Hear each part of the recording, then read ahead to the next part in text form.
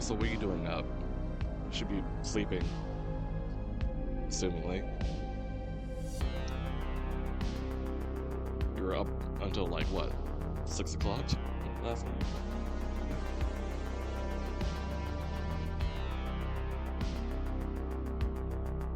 Said he slept like the dead. Oh, okay. Sleep? What's that?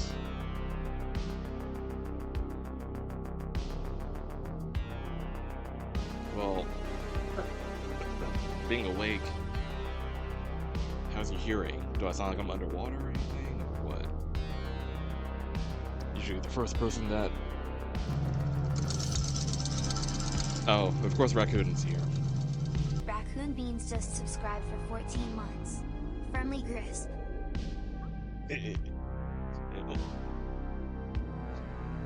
I mean, it said it correctly. I shouldn't have been that surprised.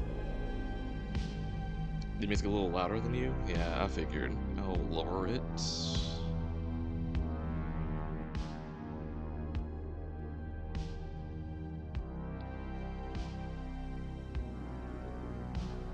I'm still trying to get used to this whole setup here. It feels so alien to me.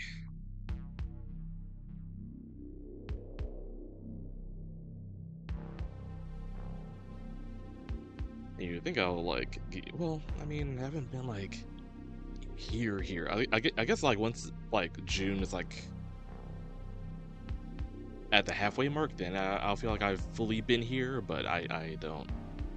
I'm still like feeling like unsettled. Mainly because we've been like going around doing stuff. Oh, Papa's here. His joint pain is moderate to severe. Ko is here, he is queer, his joint pain is moderate to severe. That is a bar. I appreciate that. But you did remind me I need to buy some turmeric pills for my own inflammation. I should do that. I was gonna wait until like I get paid. Granted, I got paid by Patreon, but that money went away real quick. I use ginger tea. Not saying I hate ginger. I'm a little burnt out from ginger. That's all my mom uses. So we have ginger tea at home. But I got sick of it.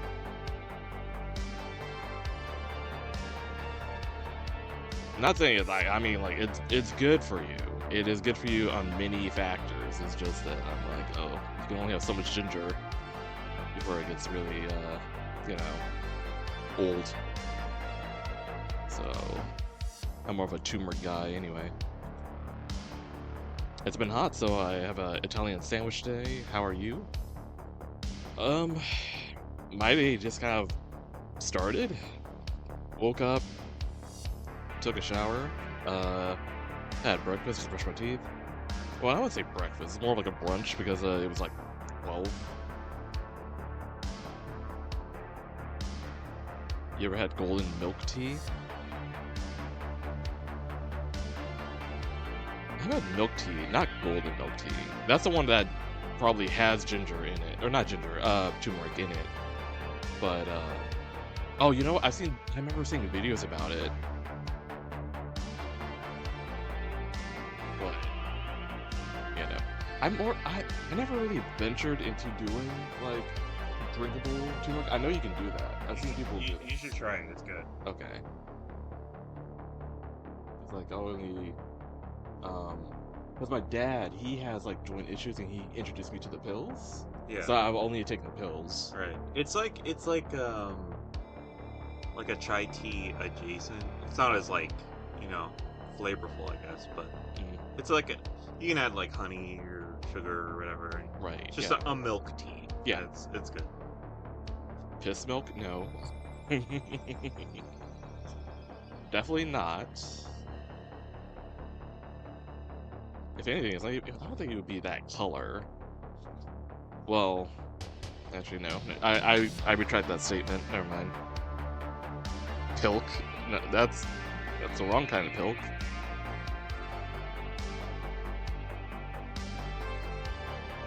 Russell's personality is, yeah, no, it is.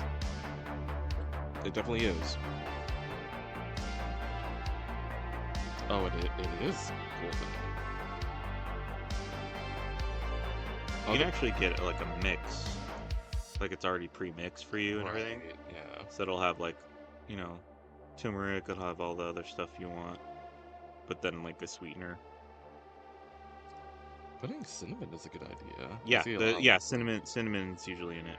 That's why I said like it's almost like a chai tea. Okay, all right. Add that to the list. Yeah. I'm still waiting for my money. It's in the void. Why is it in the void? It's in the transfer void. Okay. Of like going from Patreon to my bank account and then PayPal money to bank account. Oh, okay.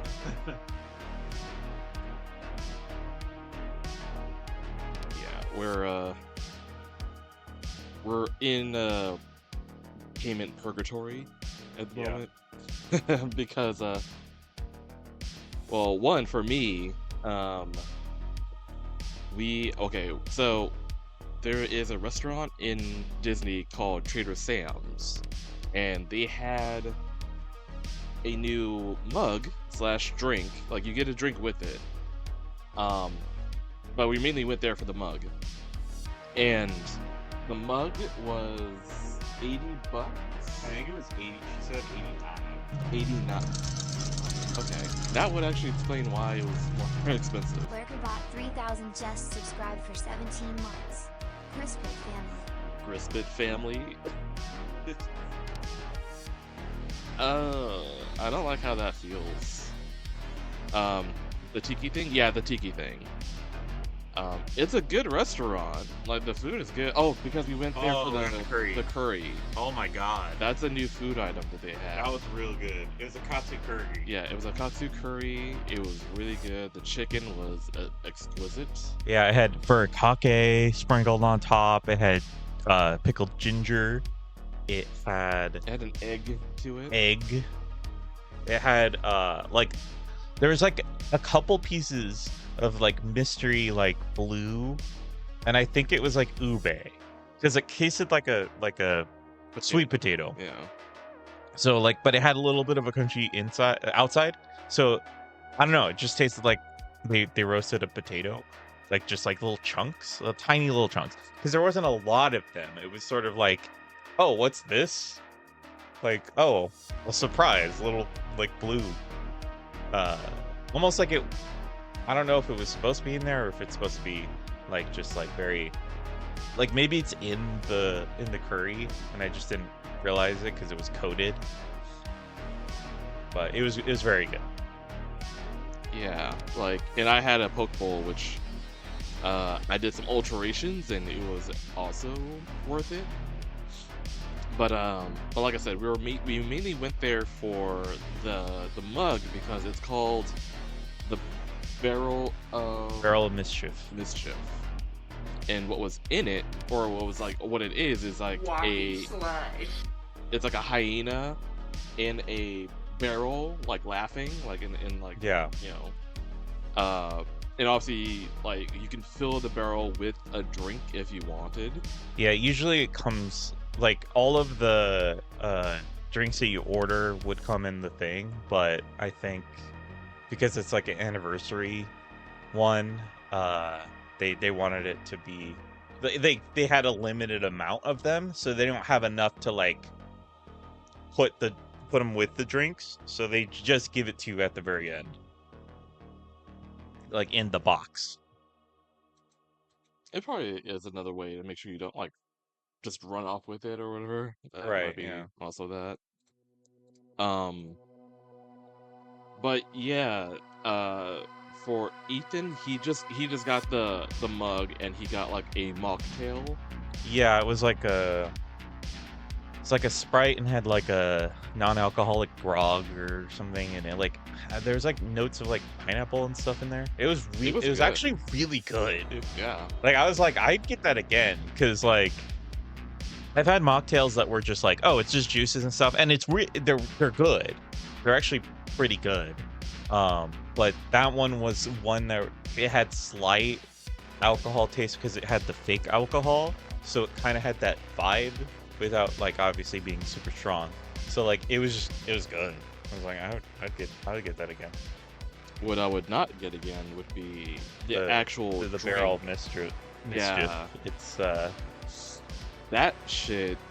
I was burping that throughout the entire day, and the taste still like came up. I haven't seen his face do that from a drink. Like he cringed really hard the way I cringe really hard when I drink things, and I'm like, this tastes awful because I hate bitter, like the taste. So it's become a thing where I have to like kind of taste things and like get the acquired taste and whatnot.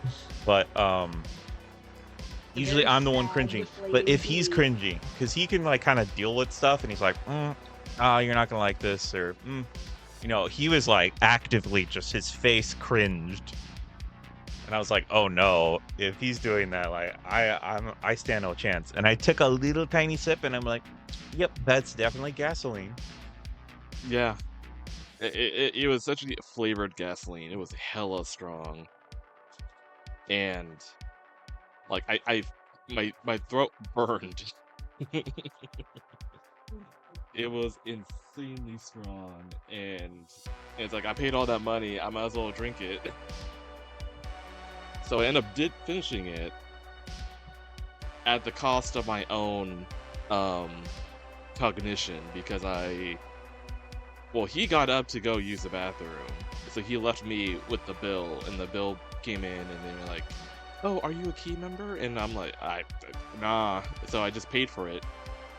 Whole big chunk of money there, only for him to come back and be like, oh, did they ask for a key if you're a key member? I was like, yeah. And then we had to like do a whole thing of like they had to cancel. Yeah, cancel that payment because he technically Ethan's a key member. Yeah, and so I have a discount. Yeah, you get a discount.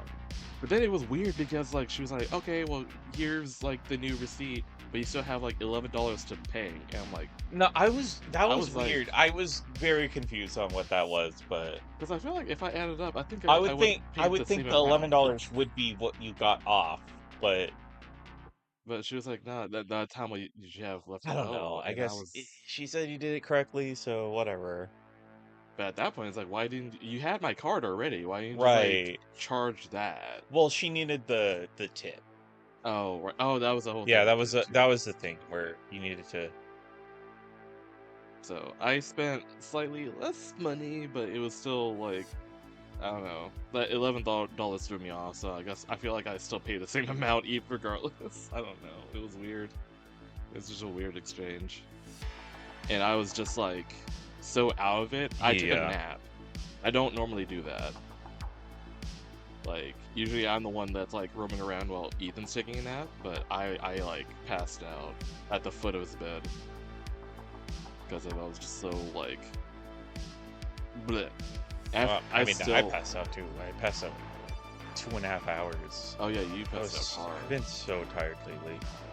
This whole week I've just been taking naps. One day I took 2 naps, and I've just been fatigued as fuck. Which is why we started super late last night. Yeah.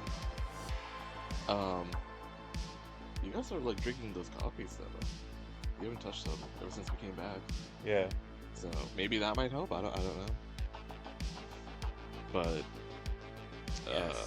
but yeah, that was my day, and now I'm like, I'll have to like do some hardcore grinding for the. Well,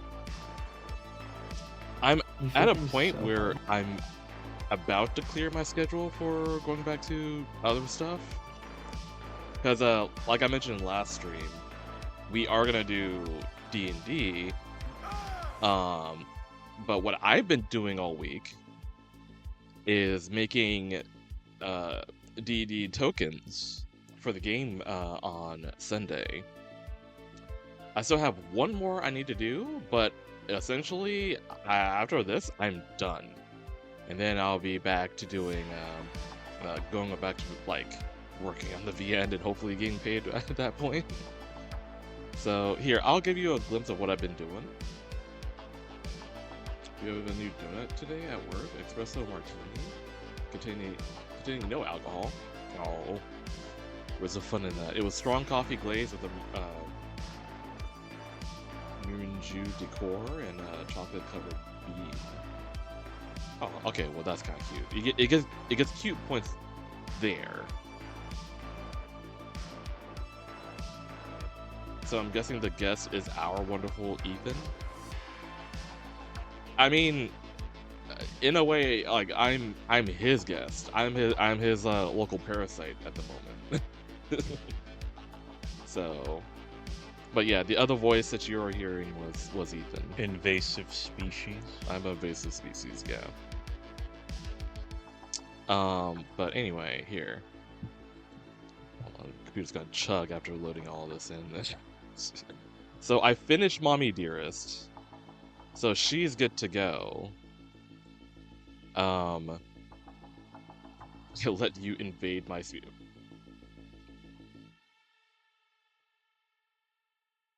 There's a term for that. I don't know what it is, but that I feel like that is a term. Imagine being a parasite. Yeah, Darcel, are you that penis fish from the Amazon? You know, the one that like swims up the pee hole when someone's peeing in the river? Oh yeah. That might be what he is. Maybe he's the fleshlight fish. He's a fleshlight fish. Kanduru, yeah, that's what it's called.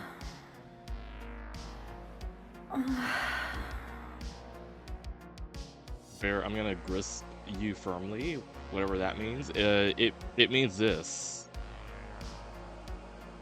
You want to lock toes? Is that what you want to do?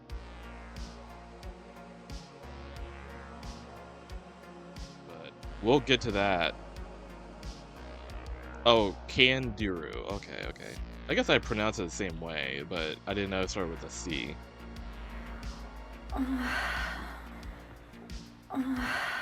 Anyway, like I said, I finished Mommy Dearest, and I'm really happy with how she turned out. It was a struggle a little bit. Mainly her wings. The wings were like a challenge.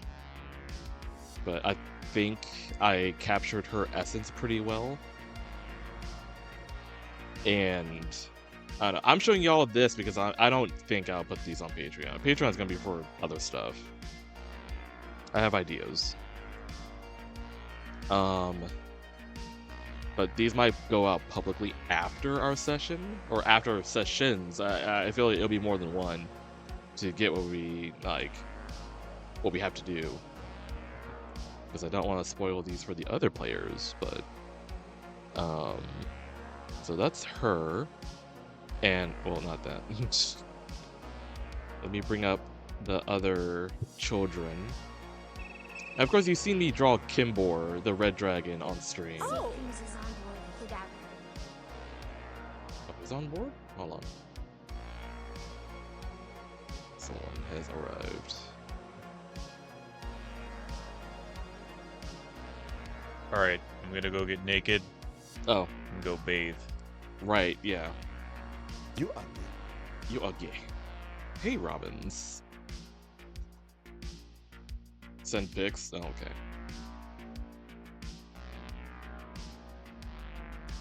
But yeah, it's a whole thing where we have to like time our. Well, he takes baths. I take showers, but there's only one bathroom or one shower bathroom in this house because the other one It's good shit. when Ethan's house blew up, like apparently they found like lead like in the original like floor plan of that, so it's like we have to like uproot that whole bathroom. So his bathroom is still, I mean, like that was like for like a few years ago. So, and like the thing is, like there's a tub in there, but the bathroom is not finished yet. It's still like under construction, so it's like, I don't know, maybe another 2 years it might be. Oh, the house is old. Oh yeah, absolutely old. But yeah, so we have to like time well, not time it, but we have to like get it just right when like everyone's like gone and we don't occupy the bathroom.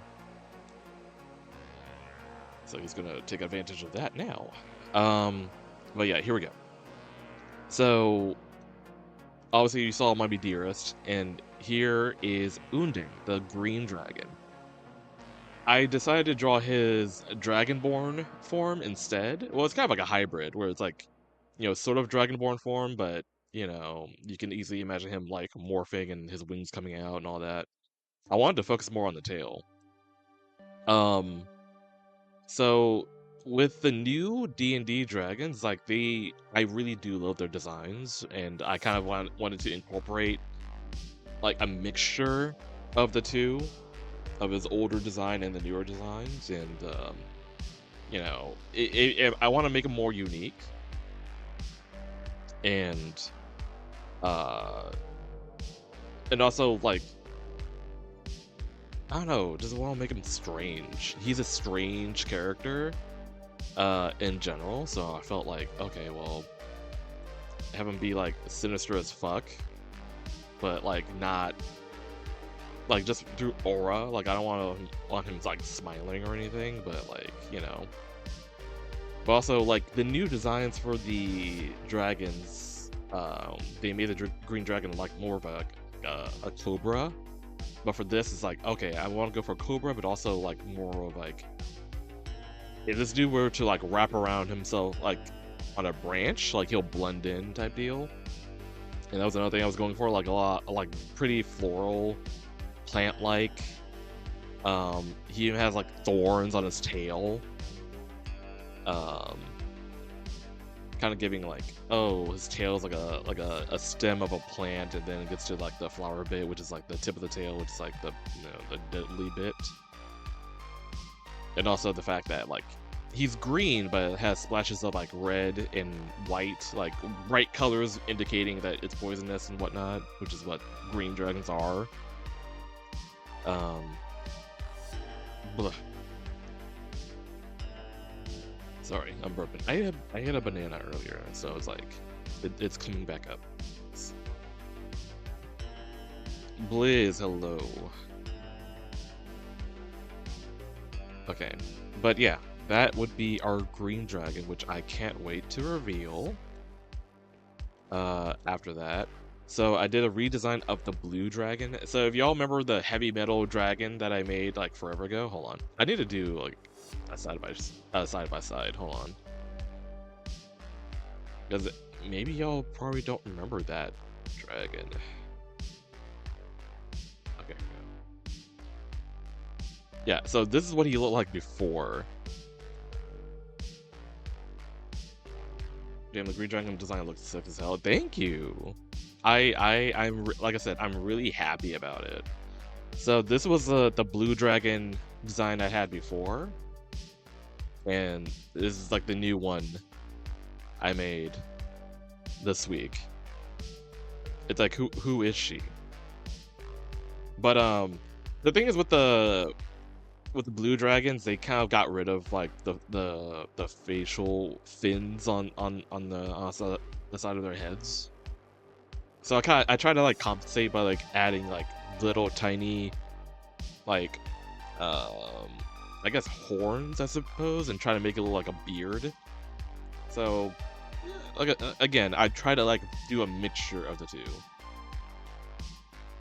You need blue dragon milkies. Ew. You want the blue milk from Star Wars Land? Well, I guess it's not exclusively to Star Wars Land. You can technically buy a carton of blue milk at a gas station, technically. Damn, this blue dragon is cool as hell. Thank you. I again, like, night and day, it's like completely like new character. I went more of like a rhino route because I don't know, I feel like that makes sense. Like it's more like intent, like heavy metal, like the whole vibe is supposed to be like a rock, like a heavy metal rock artist. So I felt like, oh yeah, let's make him a rhino. Both dragons look great. Thank you. Well, we're not done yet. We're not done yet. So that's the blue dragon. I did have to redesign the black dragon. Hold on. I gotta find his old picture. That way you can see like a proper comparison. Where is it? Or did I do the thing where I just like straight up just like copied and pasted? I probably did. Yeah, no, I did. In that case, I have to open up.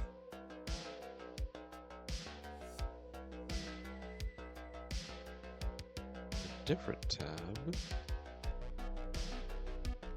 Oh, actually, yeah, no, never mind. Oh well. Y'all just got to like gaze upon the new one. Here we go. So this is the black dragon. But wait, there's more. I said that in like in the Ray, in the not Ray, like our Ray, but like from Scary Movie. I've not seen the new Scary Movie yet. I don't know how I feel about it yet. I'm not hearing great things about it. But I don't know. We'll see. I might watch it when it's like streaming. I heard it's really bad. Yeah. Which I'm like, you know, you can only do so much. It's like, okay, cool. The Wayne brothers are back. But, you know, I think it only worked back in the early 2000s because of like the times, but I don't know if it would have like worked now. I don't know. Skulldurg, yeah. So essentially the black dragons in D&D, they have like a more of a skull motif, which I think is pretty sick. But the black dragon in our game likes to do like face paint, so that's why like there's more color here than just black. Like he would paint himself with the colors of that would represent his old friends that he was forced to kill. There's a whole bunch of lore with this one, but I added more things. Well, first of all, like obviously the new designs where he's like more textured. He has like a more of a crocodilian type ribbing on his back and on the back of his neck and all that. I mean, which makes sense. Like they're supposed to be found in swamps. They create a swamp environment when they make their lair. But a little detail I put in was if you ever heard if you've seen water erosion on a stone, where like if you like constantly drip like water like down inside of a stone, it kind of like makes like a little divot, and over time that divot will expand and deepen, and then you'll make like a little like, you know, essentially that's how like rivers are made. So I did that with him, where he's cried so much that he has like water erosion like down the skull of his face. So I'm like, it's extra sad. It's extra sad because he's supposed to be like the sad boy dragon of the family. I created a swamp environment in my room in the summer when my AC doesn't work. Oh. I'm sure that swamp ass was legendary then. Poor baby Bible Thump. Very sad, deflating bee. Well, I mean, I don't know. I'm pretty sure I did talk about it, about our, like, within the game. Like, within our game, we, our encounter with the Black Dragon, and then we did a whole, like, mansion puzzle of learning about what this dragon has gone through. And it's like, yeah, okay, if I was forced to kill my friends because Mommy Dearest didn't want me to have friends, and it's like, yeah, I would turn into this. Makes sense. But yeah, I'm happy with how all the dragons turned out, though. Like, I'm really happy. Let me bring up the green one as well. I'm really happy with how they turned out, and I can't wait to show the other players the new designs. All their tokens are made, so they will all be revealed when we're about to get our ass kicked. So it's like, hey, if we're gonna get killed, at least we get killed by something that looks cool. So I'm okay with that. Let's see, did I do anything else? Yeah, yeah, I drew Mommy Dearest, Unde, Krug, Nearinth. I also drew, this one is like more so in case of, because I still have to decide what I want to do. Because if you remember correctly, that we left off on a cliffhanger where we have to choose who we want to bring to like the final battle, essentially. Because we're quote unquote being invited to a wedding, so we're bringing a +1. So obviously our paladin, he's gonna bring his fiance, no question.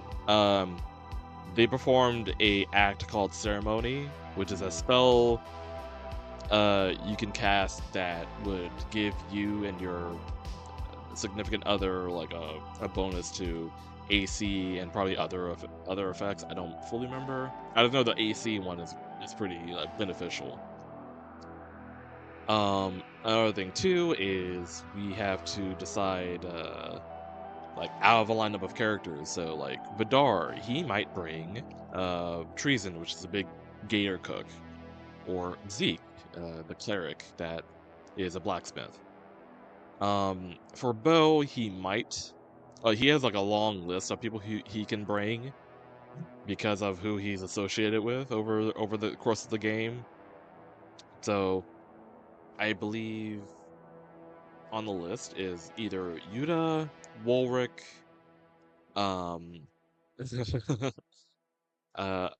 Uncle Monty. He's definitely a possibility. I believe what else? Oh yeah, Rupert, Abel, Lionel. I think that's it. Yeah, I think that's it. So I went ahead, drew Abel. I never drew like his full body before, so I did that. Just out of curiosity. Abel is for context, Abel is a boar bear that hails from the same place that Bo was raised from, and they were technically like best like childhood friends, and then Bo got caught up in some treasonous activity, and Bo got exiled, and then Abel, plot twist, Abel went to go find Bo when he got exiled, because I guess he was like, yo, I'm your ride or die, I'm coming to get you. But that's where like their paths kind of like deviate, because Bo has had time to accommodate to like the new world, or not accommodate, but like assimilate into the new world. Yeah, assimilate. So he knows like how the world works. Abel is still fresh to it. So essentially Abel is like what Bo used to be. So that's why he looks all like, doom and gloom. He's also a ranger, but we made him a swarm keeper ranger. So his whole thing is like, bees and wasps and hornets and shit like that. So there's that. I made that because I wanted a token for him just in case, because I don't have like an updated token for him. I have like shit from like forever ago, but like I didn't like how that looked. But I like this though. It's definitely giving ranger, and also giving like also giving depressed boy. Let's see. I already showed you Mommy Dearest. I'm really proud of how she came out. But yeah, I've been busy all week. And there's still one more character and token I have left to go. Not nearly done. I'll probably show that when it's finished. So, And here, I'll just flash Kimbor one last time because like I really like how he looked. For this I didn't have to do anything. At some point I'll have to post this out onto the like in public. I'm really happy how this one came out. Like no notes, so just like thick dragon. That's it. But yeah. It's good shit. So, yeah, I've been quite busy. I've been quite busy.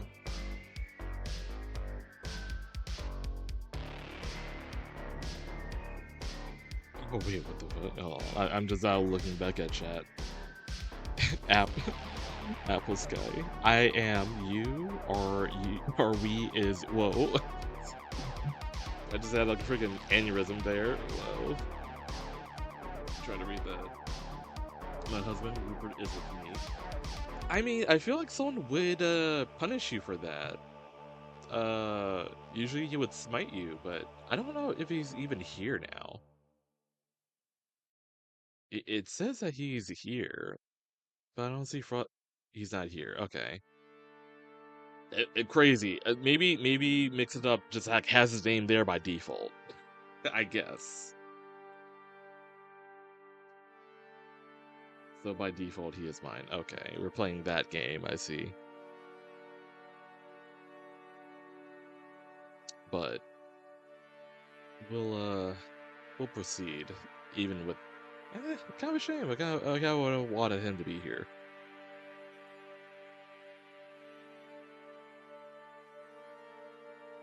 Oh, speaking of someone who's like attendance has been questionable. Helios. Oh, like there's nothing like there's like nothing attached to that. Just like my name and a period, and that's it. What are we drawing? What does it look like, Helios? I'm drawing my murder husbands. All right, I'm drawing my murder husbands. It's Pride. I still have this left to go. Questionable attendance. You're not, again, you're not always here. We're just talking about someone who's like normally here, but they're not here. Also, I miss doing TTRPG shit. After my 5E DM got, what? hold on. Pump the brakes on that one. After my 5E DM got arrested day of session 1, and we found out he was a runaway from the state of Georgia who has been living under a false name for 3 years.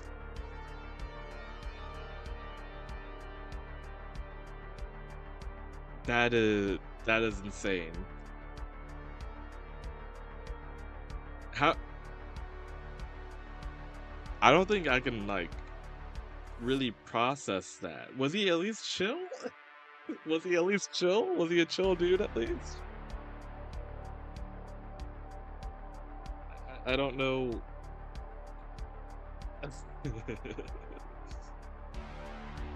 He was chill. He was playing a lesbian lawful good paladin in the Pathfinder game I was in before.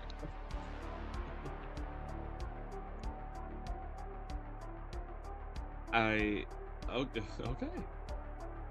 What a story to unravel. I know. You'd think I would like be used to these out-of-pocket stories, but like every time it happens, I still get shocked. I don't know, dude.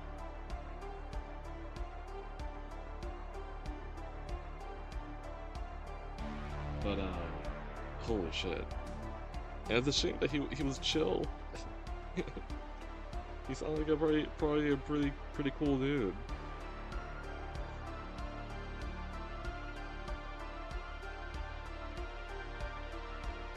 Makes me wonder what he did to flee a state and falsify his name.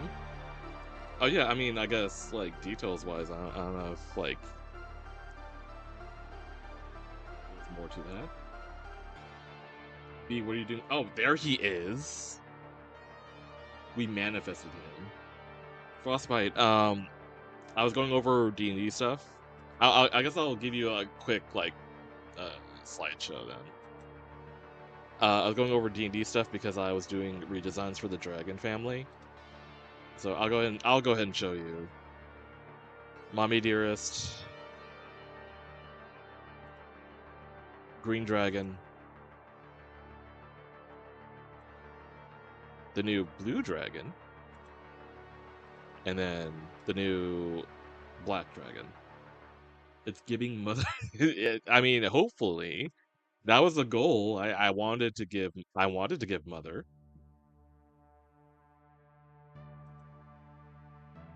And like I said, redesigned the Green Dragon, kind of made him more of like a tree snake type vibe, but like literally.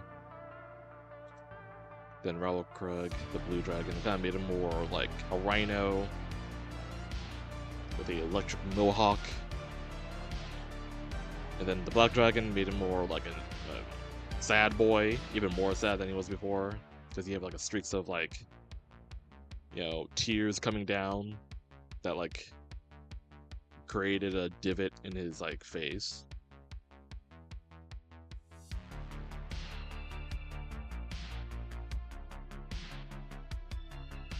I can fix him? Okay. Alright. But yeah, and I was quickly going over who, because I've been busy making tokens for all of these dragons, but also the other people that we might bring to the final mission, essentially.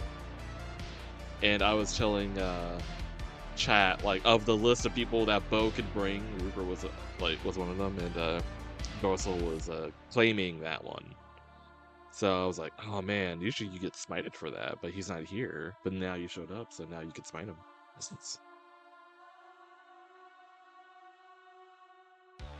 There you go.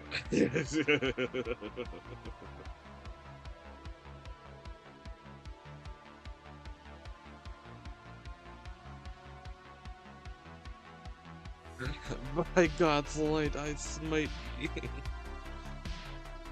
Okay. Also, Apple Sky dropped like a banger of a story about his D&D, or not D&D, but his like tabletop like DM getting arrested for like apparently fleeing Georgia, but it seems like there's more to it. Let's go back up. He was in juvie and was accused of SA or something while on parole, I think. Jesus Christ. And he was living under a false name for like 3 years plus. That's still insane. Arrested mid-game? Let's see. After my 5e DM got arrested day of session 1, he said. That's funny to think that like mid-game, like the police knock on the door and then doing FBI open up and then arresting your DM. Actually insane.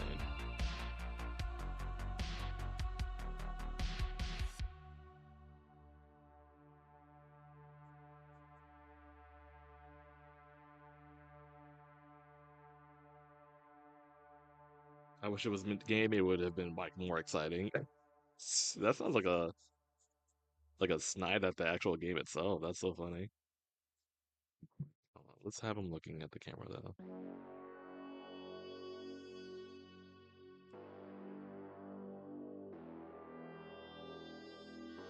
Instead, I was just sad because I was now out 2 different TTRPG games. That's sad stroke of luck, my friend. I am so sorry.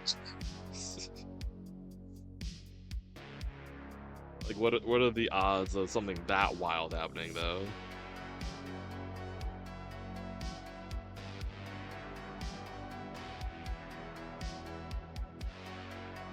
Oh, we didn't even get to session 1 because it was planned later that night. Oh my god.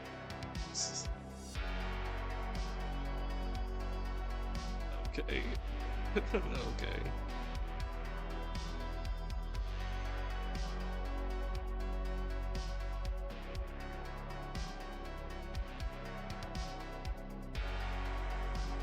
got risked while at work. Like, I cannot imagine, like, getting... Well, actually, how did you guys even find out? Did he, like, send an email out and being like, hey, guys, the session's canceled, I got arrested?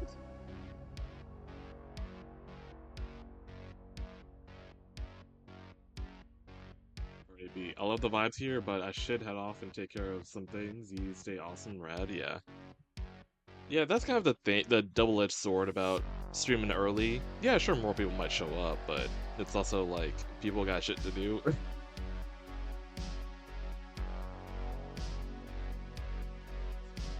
yeah, later, Papa.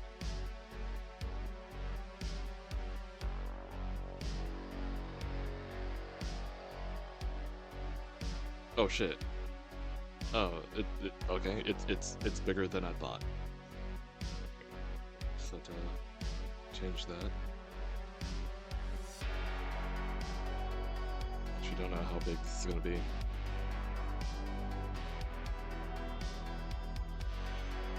At least it happened early into the campaign. I would have been a major bummer to have a campaign fall apart with month. Oh yeah, no. Actually, yeah, no. Not saying you lucked out, but you also got lucked out. You got lucky that it didn't happen mid-campaign. Because you would have invested so much into that, and then it all falling apart.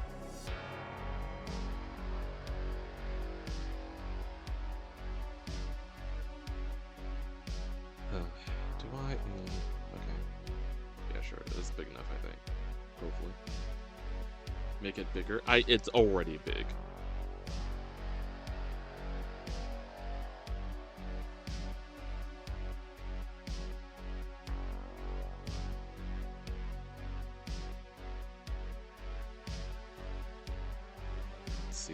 Let's see. Oh no, yeah, another downside of me streaming like early, I don't think I'll get my usual folks to pop in.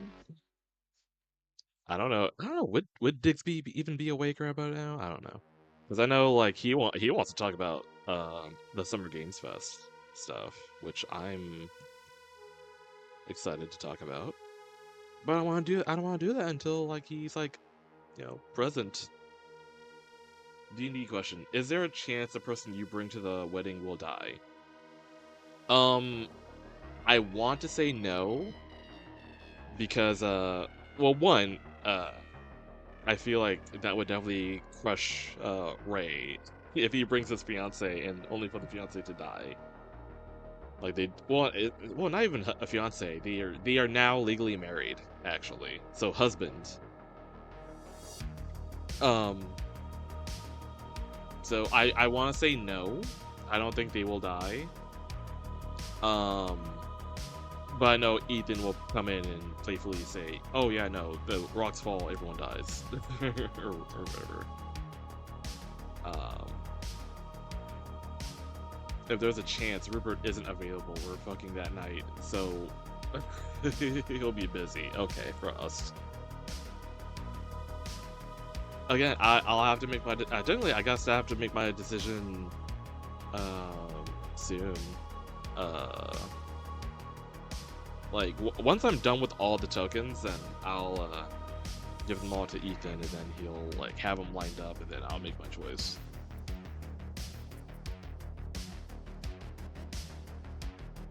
Oh yeah, bean grippins. B should bring me to the wedding, and I will die of lick. Okay. I'm surprised you didn't say Pigma. I feel like you'd be all over the pig my balls joke.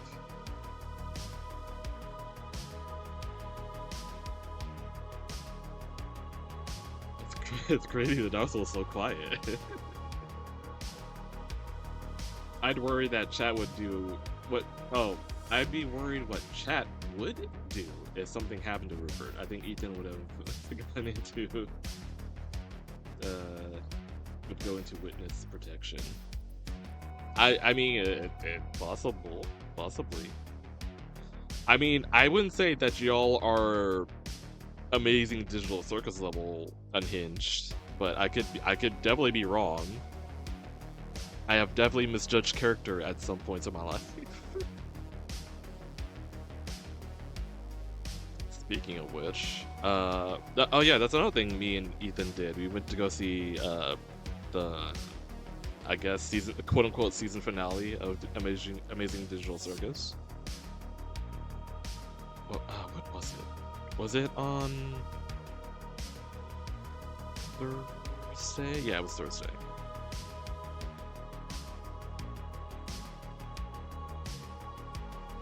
And yeah, no, I mean, if you the last act, yeah. So like, if you are a fan of that show, then yeah, no, like, I enjoyed it. Is that out? It's in theaters right now. I think you know, the one of the points of controversy is that it doesn't like pop out until like publicly until like a lot later. I believe like 2 weeks. Like it'll be like, yeah, I think it's within 2 weeks. I think so. It's gonna be a while before everyone else gets to see it, but it gave me what I wanted. But I also knew in advance it wasn't going to be blast my emotions or psyche. I mean, yeah, considering like everything that they had to like work with, like I I didn't go in with really high expectations. I went in expecting some like dramatic shit, sure, and I got that. Um, so like, yeah, no complaints. The only thing I would have wanted would have been like, how can I frame it?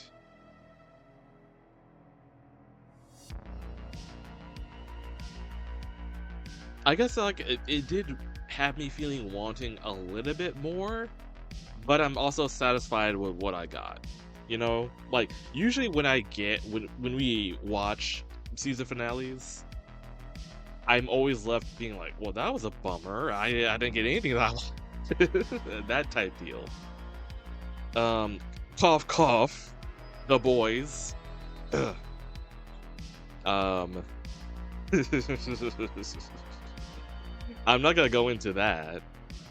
I have a whole thing about that. I'm not gonna go into, but you know, but you know, the point is like season finales always kind of leaving like more to be desired. I did not get that feeling watching the last act of Amazing Digital Circus. It's like, yeah, sure. It's like, I guess I could have done that, but I'm not upset that they didn't. That's more so like the vibe I'm trying to go for in my explanation.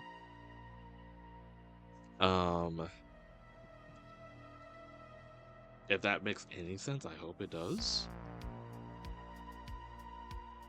But man, me reminding myself of the boys, we got my blood pressure going up.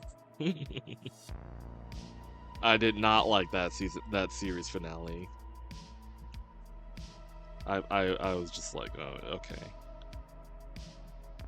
Because here, I'll say this: season 5 essentially was a big promotion for the spin-off. That's what it felt like. That's what it essentially felt like. I felt that with the fucking what, like, the sponge out of water like movie, and that movie was essentially just a big promotion for the new show that's gonna come out of like SpongeBob prequel show when they're like kids and whatever. That's all that movie was, and that annoyed the shit out of me. Same thing with The Boys season. It was just a big, huge promotion just to like tease at the spin-off show. And I'm like, okay, I'm gonna say it. Boys was peaked with season 2. I think it peaked with season 3 personally. I think it peaked at season 3, and it I mean, like, that was the season, like the Herogasm episode with Butcher, Homelander, Soldier Boy, all like that shit was like, I was on, my tits were hard with that scene. Everything leading up to that, I'm like, oh fuck yeah. And then like at the end, like, I was thinking like, oh shit, what's gonna happen in season 4? And only for season 4 to be like, oh, Butcher's just tripping the whole time, just seeing shit. I'm like, okay. Uh...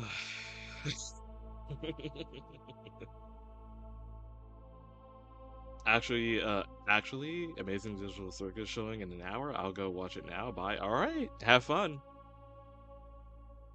Make sure you have like empty bladder when you go in.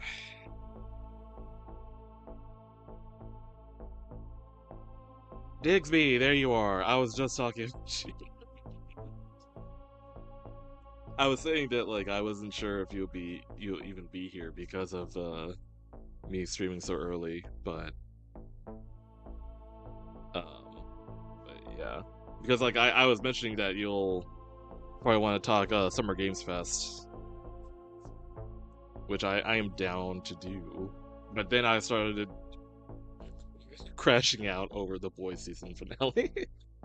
Because I watched the Amazing Digital Circus, the last act, in theaters not too long ago, like literally like on Thursday, and I was comparing it to other season finales where, like I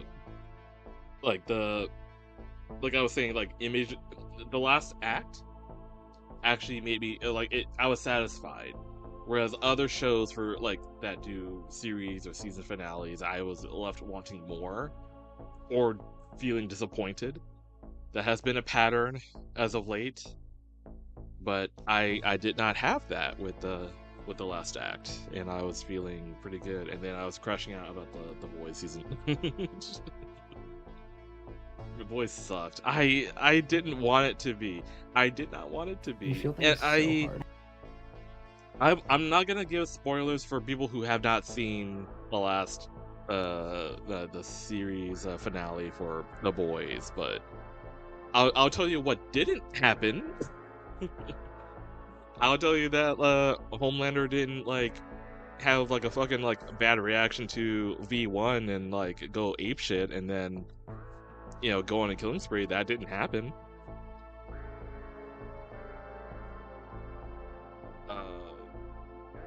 No scorched earth either. Everyone has a happy ending or whatever shit like that.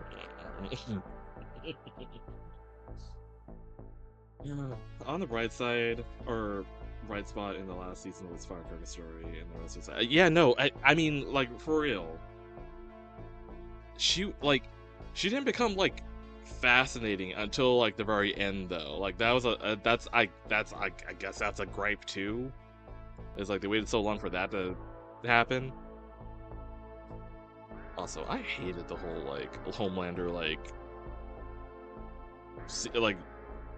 seeing or going like I mean, like, okay, I guess it makes sense for him to think go the whole god angle, thinking he's a god or whatever. Sure, I mean, but I don't know, I didn't like it. I really didn't like it because the earlier seasons did it better, where he's like just talking to himself in the mirror. In the mirror version of him is like talking shit to him. I'm like, I like that more. Have his like I don't know. Once they got a little bit too jokey with things, it was taking me out of it. But like I said, I'm saying that season 3 is peak, and I feel like that was peak. Like once like Butcher got powers and it was like like toe to toe with like Homelander, I was like, holy shit, I am glued to my seat. I am here for it. But then it's like, oh, okay. And the next season he's just tripping balls all the time. Oh god. And then season 5 is essentially just like a soft reunion of Supernatural. Like that's essentially it was a setup for the spin-off show and a low tier Supernatural reunion. That's all it was. Okay, I'm gonna stop now. I'm gonna calm down. Nobody's mad. It's fine. It's fine.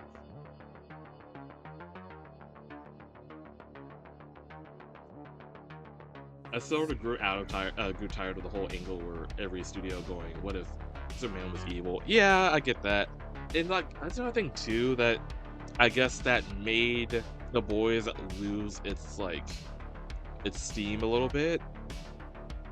Invincible was happening at the same time, and I mean, I would say like I feel like Invincible had a little bit more of a stronger impact, or at least more staying power, because you know animation at least is like, you know, it's like it's a medium that's like given a little bit more treatment because of the whole AI threat. So I'm like, okay, people are giving it more attention in that aspect, as it should. Like I feel like we should praise good animation and good storytelling at the same time. But yeah, I mean, once you like, it's same thing of like evil Superman. It's like, okay, well, we've seen this before. Awful good TV. Hello, welcome in. First time chatter. Nolan is also like more ambiguous than just evil. Yeah, which I feel like I appreciate that more. Although, I mean, again, that's like one of the things, and I'll say that's sort of like the things about the boy, like later seasons of The Boys, where they do dive into Homelander's like origins. Like, oh yeah, they put him in a furnace just to test out how fireproof he is, and it's like, how fucked up is that? And it's like, I get it, and I do think it's like there's a potential there where it could be something that he could like, you know, learn from, but then he ends up just killing everyone anyway. So I'm like, oh, okay. It's whatever. And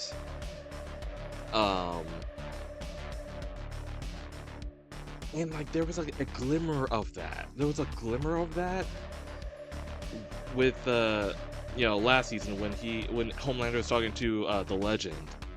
He actually like let the Legend go. And it's like, I would have been okay with this interaction like early on.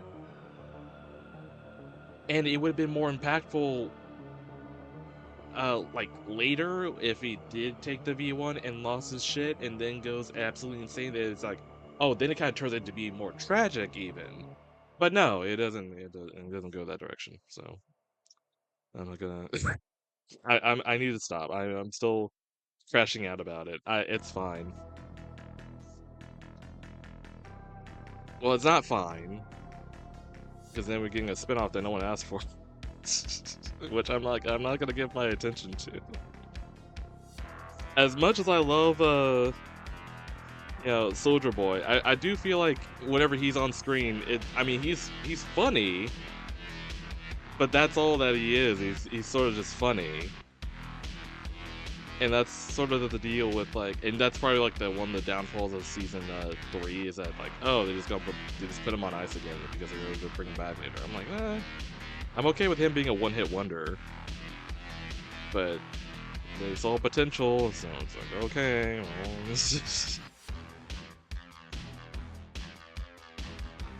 okay, I'm done. I'm done ranting. Officially, I'm done ranting. I'm done ranting about The Boys.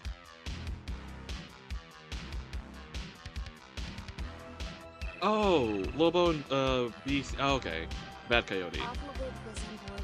Just wanted to say hi. Always love it when you're drawing the murder husbands. Oh, thank you. Last season, Boys was too rushed. Wanted to see Homelander go full. Yeah, no, hey, I wanted that. Oh, we all wanted that. We've all been wanting that. Okay, I'm done. I'm done. Yeah. Okay. We're done. Nobody's home. You feel things so hard. I'm feeling calm. I'm feeling calm. But yeah, amazing digital circus. I had a really good time with that. That's how you do. Yeah. Even though it's like, okay, yeah, could there have been more? Sure. But them working with what they got, or what what time they had, I feel like they did pretty well. Among other things, which batshit fans giving the creator so much shit to the point where they don't want to work on it anymore. I think they did all right. Wait, did Digital Circus end? Yeah. It's in the final episode's in theaters right now, which is what I'm talking about. Which because I saw it. It was. It was satisfying. That was the word I was looking for. So it was satisfying. Yeah. Roadhog Time 13 just cheered 100 bits. What? B. When life gives you lemons, make life take the lemons back. Get mad. You don't want their damn lemons. The hell are you gonna do with those? The mental whiplash of you throwing in a Portal 2 reference is I'll give you +2s for that. That took me off guard. Oh god, I miss Portal 2. I got looking miss Portal 2.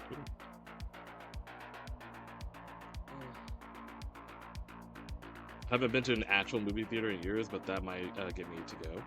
Dude, I mean, like, that or, I mean, I feel like I've been going to the movies a little bit, like, more now. Because there's some bangers happening. Amazing Digital Circus, the last act, was definitely one. I'm contemplating watching Obsession again. Ethan's sister's fiance says he wants to go, and I'm like, ooh, I want to take you. I want to take you as my excuse to go see the movie again. Like that I have not like stopped thinking about that movie. And I also went to go see The Backrooms as well.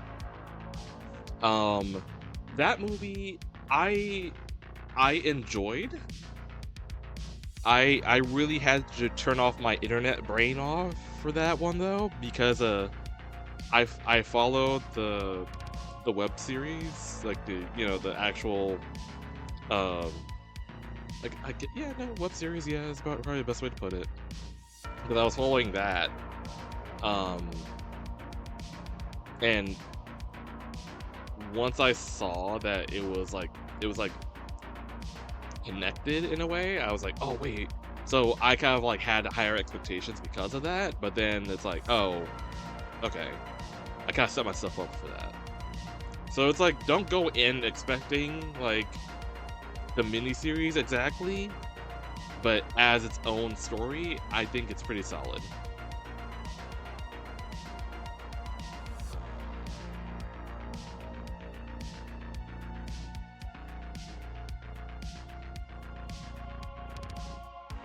Maybe I'll go see He-Man. I heard Skeletor was fire.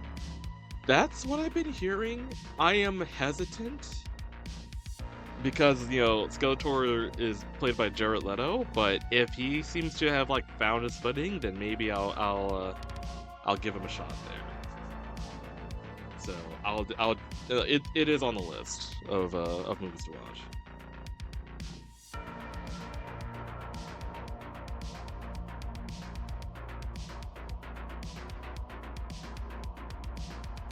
Also, RC, hello. Fat.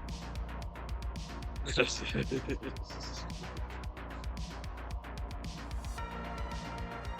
gonna get season for horror. I know. It is like the best season for horror. Rarely enough. But it's also like, it's from people, it's young people are making this. Like, both Kane Parsons and Curry Barker, YouTube people, like back to back, both movies being bangers. Granted, Obsession's doing a lot better, but I'm only saying that because of like, I feel like Backrooms is such a niche concept that like general public might not like be like, oh, what the fuck is this, that type deal. But Whereas Obsession is pretty much like a pretty easy to grasp concept, but that word of mouth is like hella powerful. That like it did better its second weekend than it did the first, and that's apparently unprecedented. So it's like, and also apparently it was supposed to come out on streaming on June 2nd, but it's like doing so well that they're still keeping it in the theaters. So I'm like, okay, well, that gives me a chance to bring people to go see it.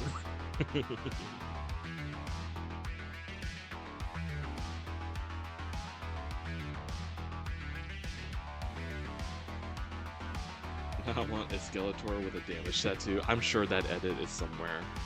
That sounds too good to not exist yet. So I'm sure it's somewhere. Hello? Oh wow. The dog's bark. The dog is bark. Jesus Christ. The dog is back. I'm dripping. Yeah, for context, for people who weren't here when he was gone, he went to go take a bath.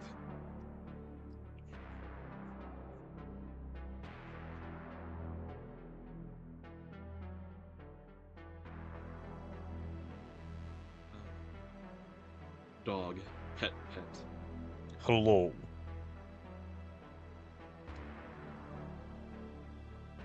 I am wet.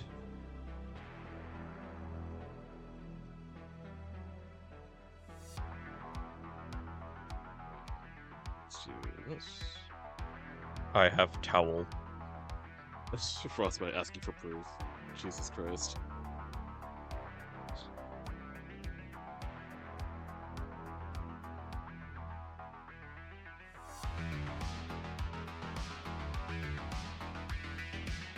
Actually, fun fact, Backrooms became A24's highest ever global box office.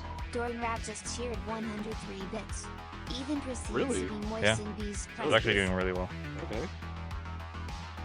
And that's another thing too.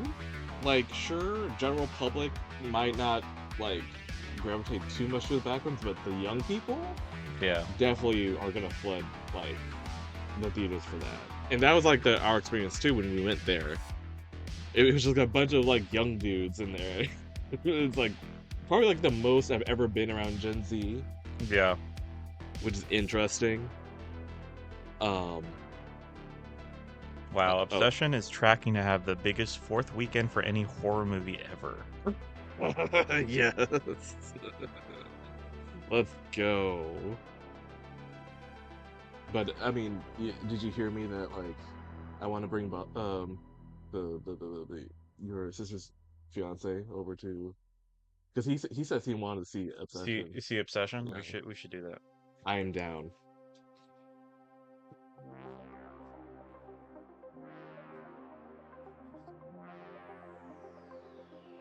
Red Letter Media had a very positive. Oh, they had a I kind of stopped watching Red Letter Media for a bit, but if they had a good reaction to it, then I'm like, okay, well, that's even more, Pretty cool. telling. Yeah.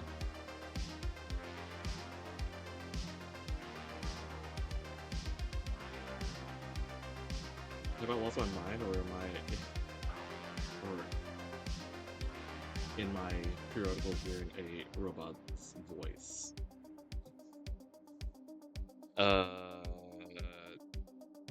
Well, I do have A robot? Am I the robot? Are you the robot? Is it me?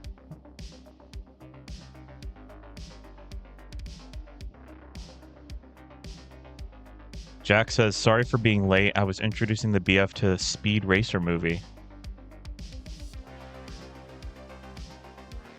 Just now? I mean, okay. Whatever. I mean, better late than never. I can't dog you for that. To be honest. Have you seen Speed Racer? Yeah. Oh, there is an electronic voice that was occasionally reading out messages. Yeah, that's the TTS. Oh, yeah, by TTS. Ethan, I need to do a sniff test. You were Just to asking? be sure you are clean. Hold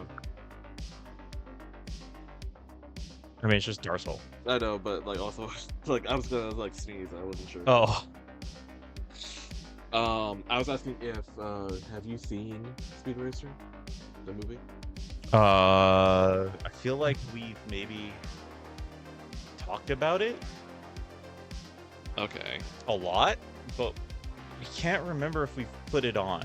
We might have. It's super colorful, super saturated. There's some. I know what it Yeah. looks like. I've seen clips and I know what it is. It's just I don't know if maybe we've put it on once and I was just drawing, or if we've talked about it so many times that I'm thinking, oh, we must have watched Yeah.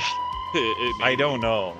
Roadhog Time 13 just cheered 100 Because I bits. remember Ethan nothing is wet and specific drippy, about it. And that means Oh. so am I. Wait, what? Ethan is wet and dripping, and that means so. Okay. All right. I don't know if there's ever a solution because I feel like I tell you all to jerk off before you come here. Yeah, true. But it's like I don't think it matters like at what time I stream because I feel like y'all You should just start stream and be like banning people for like 5 minutes. just so they can take care of their shit and then Yeah, come back yeah. with a Like someone comes clarity. in, like if the first message is horny, Yeah, just send them away for, I'll say 10 minutes. Just send them away for 10 minutes. yeah. Yeah, oh wait, hold on. Jordan Rapp Go take just care of cheered that, you know? 100 bits. B. How wounded would I end up if Pharaoh were to bite me? Would he be gentle? Would he go all in? Would I need to be rushed to the hospital? Would I be an immediate lost cause? Either Darsal go. underscore Saber just cheered 100 bits. Y'all Does being this chatty mean I today. have permission to come in?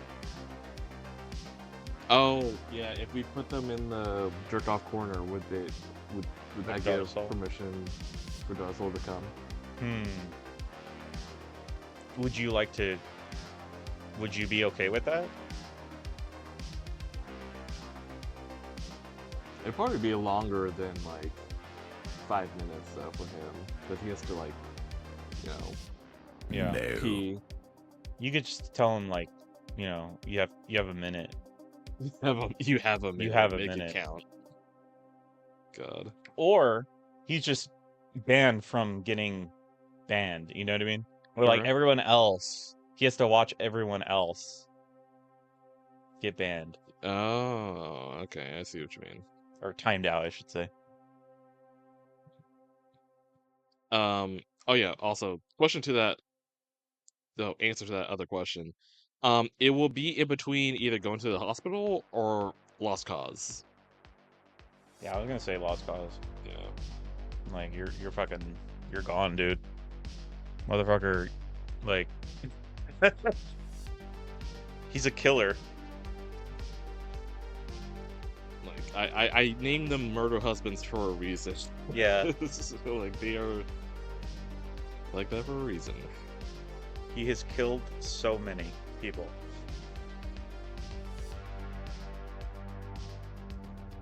I mean, essentially, would it? I mean, if bumping into a Scientologist is a hate crime, then you know, for Farrell, he like, what's beyond a hate crime? I don't know.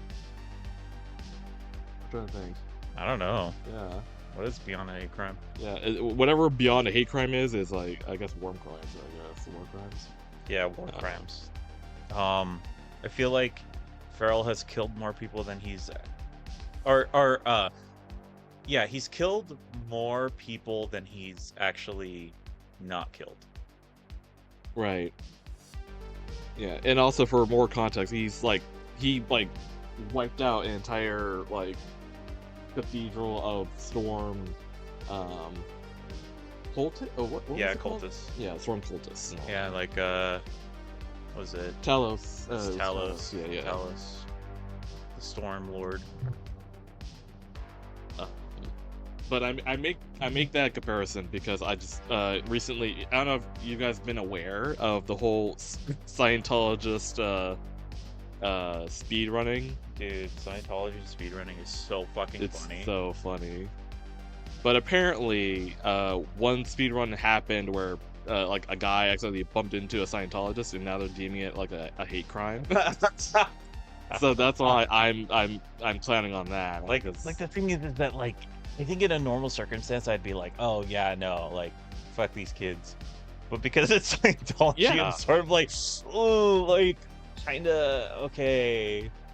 It's a fucking cult that Yeah. like ruins people's lives. And it's like, yeah, no, fuck them. Kind of fuck them, dude.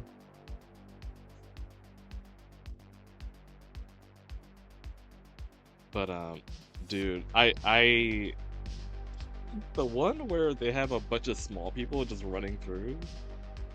To be flying that wall to see that, like, what do you, as a Scientologist, what do you even do? Oh, we're being invaded by like dwarf people, like running through our hall. And it's like, Oh, dude, one of my favorites is the Minions. It's the Gru. oh, the Gru and the Minions. Gru and the one. Minions, like, we're gonna go to the Scientology. It's so funny. They're there to see Tom Cruise. Oh, yes. Oh, God, yes. It's so funny. Like, for it to take off in a way, and the original person who did it, or I guess started it, he didn't intend for it to be a trend. But imagine how they feel now. It's like, oh man. The power of like starting a movement, essentially.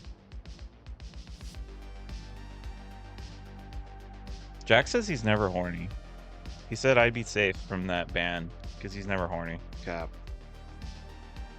Yeah, okay. Absolute cap. Alright, Captain America. Fucking.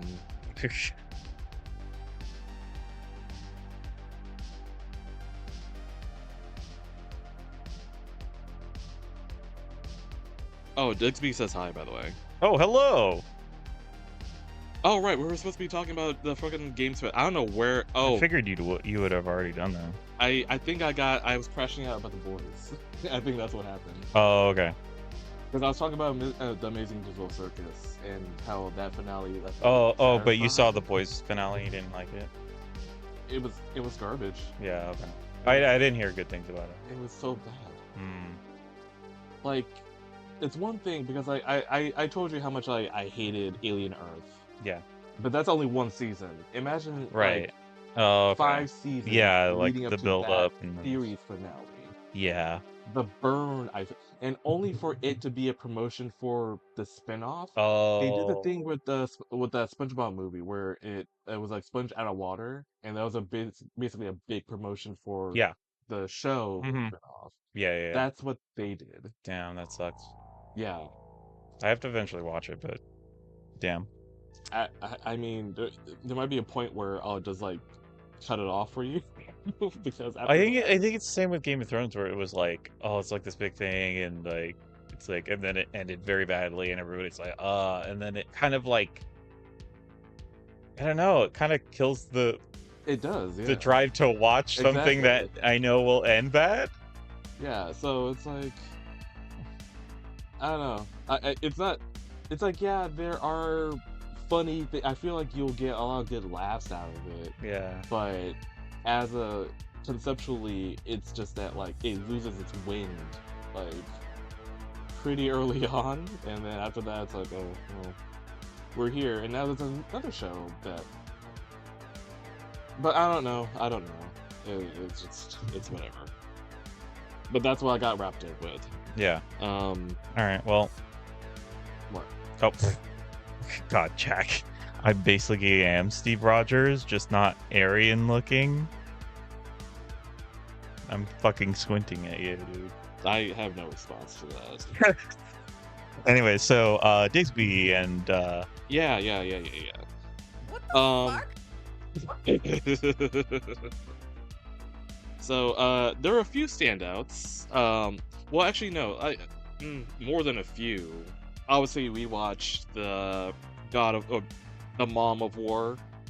Oh yeah, gameplay. dude. I'm so Dory fucking Rap excited. just I'm shared so- 100 Cube, bits. dude. Also, Cube. B, Dog Redeem is busted.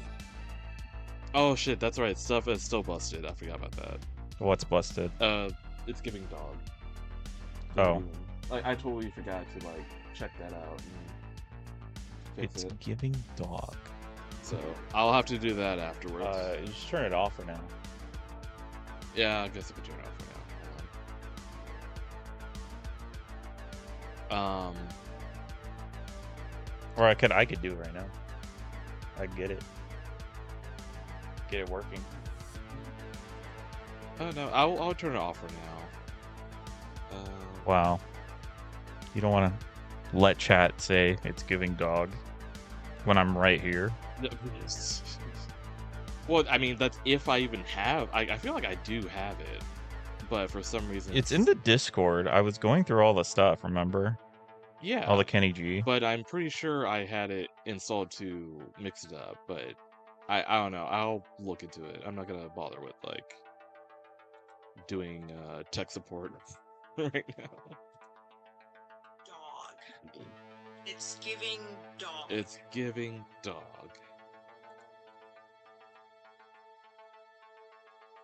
I did see the Cuphead. I did see the Cuphead trailer.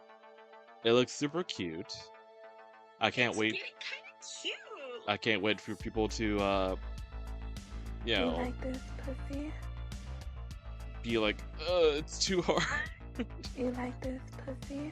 Same thing with Alien Isolation 2, which I saw the trailer for that. I might play it in a second. Hold on. It's good shit. Give me a like second while this I pussy?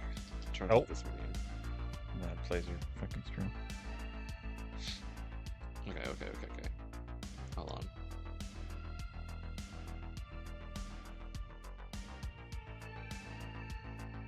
Monitor back.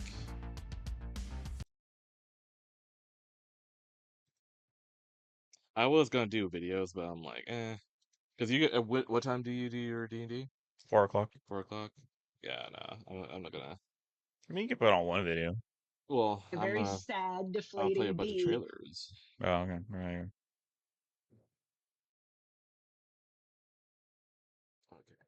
Okay. Do. Isolation 2. So what's funny? Because like, I when I saw the trailer for this, all the comments. Okay, here I'll give you context, Ethan, because I don't know if you knew about this though. So for the first Alien Isolation game, obviously it was a moment Uh-huh. because it was deemed like the best horror game of that time because of how much work was put into the gameplay of this creature's AI like stalking you and fighting you and shit like that. It was like groundbreaking. Yeah. However, one review made just as big of a ripple from IGN where it Of gave it course. like a 5 point something. Hold on. If I go down the trailer or the comments of this trailer, it might it might bring it up. Oh, is it the whole what Roadhog said? Like he couldn't jump over the obstacle or something? Or is that Cuphead? I think it's that was Cuphead. Cuphead. Yeah. But this one it was like, oh, the game is too hard type deal. Yeah. And they gave it like That's a funny. 5.9 out of 10. So it was like, That's so funny. yeah. Meanwhile, everyone else is like, what the fuck are you smoking? Yeah. Yeah. Like it was like the best horror game of that year. Yeah. But A very sad, deflating that's bee. all the comments are for this trailer. It's for people to be like, do not let IGN review it. Yeah. That's funny. But yeah, here I'll go ahead and play the trailer for Also, you. I sent you the audio file. Okay, cool. So it's on your Telegram. Got it. I'll check that out.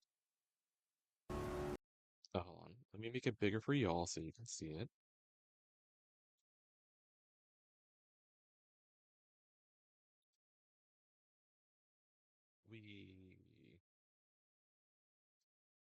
Because there's a few key details that I feel like you guys, I don't know, if you have played the original, then there's something that might look familiar to you.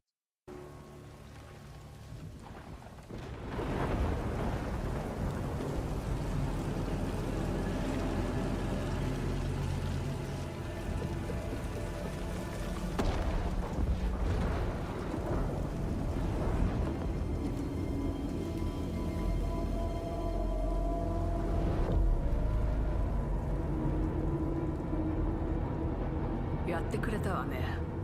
大きな損失よ。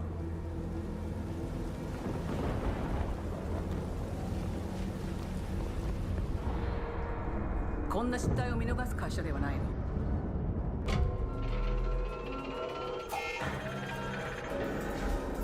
これは最後のチャンス。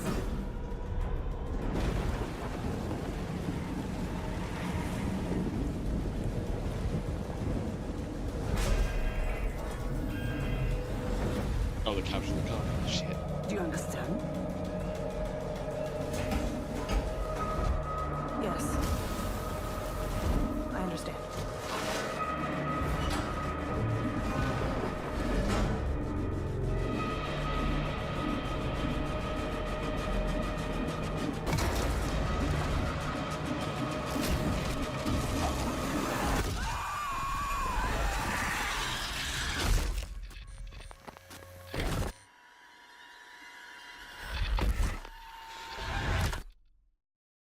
But I mean, essentially, what I get, obviously, you didn't get to see the full captions, but what it seems like, Wayland Yutani picked up Amanda. Spoilers for the end of Alien Isolation 2, but it seems like they It's picked good up shit. Amanda, and then they are It's keeping good her shit. accountable because that little ship that seems to have crash landed on whatever planet this is, that was Project what was it KG-349, which is that little vessel that in the game you are trapped in because you had to lure the alien into that little uh research lab, trap it there, and then like blast it off into space. So it seems like it's picking up right from like that, like, oh, you're going back, or like Wayland Yutani is keeping you accountable for like, oh, you just ejected one of our expensive research labs. Go clean up your mess, and only for her to re-encounter like, oh shit, the alien is still on that damn thing. And I guess it'll be a whole new wave of like guilt tripping because like now she's probably gonna feel responsible for this thing being on this planet, which might have a colony on it, and it wreaking havoc there. That's what I'm assuming is gonna happen. But yeah, no, I'm stoked. I'm really am stoked. And the whole like, oh shit, I was like, I recognize that little that little lab because of the amount of times I've died in it. Um, but yeah, I'm excited for that. Um, even more like, I mean, like, I have time now, uh, to play Alien Isolation for stream. I still want to do that. I still want to do it. So maybe I'll do that before, this game comes out, which is in 2027. Or did I say 2027? Hold on. I don't think I gave a date. Actually, it might be sooner than that. What am I thinking that's 2027? Oh, I'm thinking of Code Veronica. Like an LV426 setting. Yeah, but LV426 like was just like rock.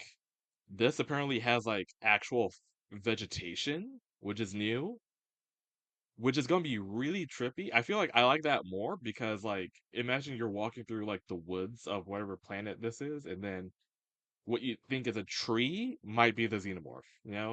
That's what I think they're gonna go with. I think that's pretty cool. And if I get to see like a xenomorph in a setting that's like, not, you know, industrial or full of tubes and pipes and whatnot. Are they doing a sequel to Romulus? That has a sequel to Romulus has been greenlit because of how well Romulus did. That's when Isolation 2 got greenlit as well, like shortly after. So like I love how like one thing is feeding the other because technically Alien Isolation was like inspiration for Romulus, and now Romulus is inspiration inspiration for the Isolation 2. So that's really funny. Um, let's see. Another trailer I was psyched for is Resident Evil Veronica. which has been long rumored for it to be like, you know, happening, and finally there's confirmation for it.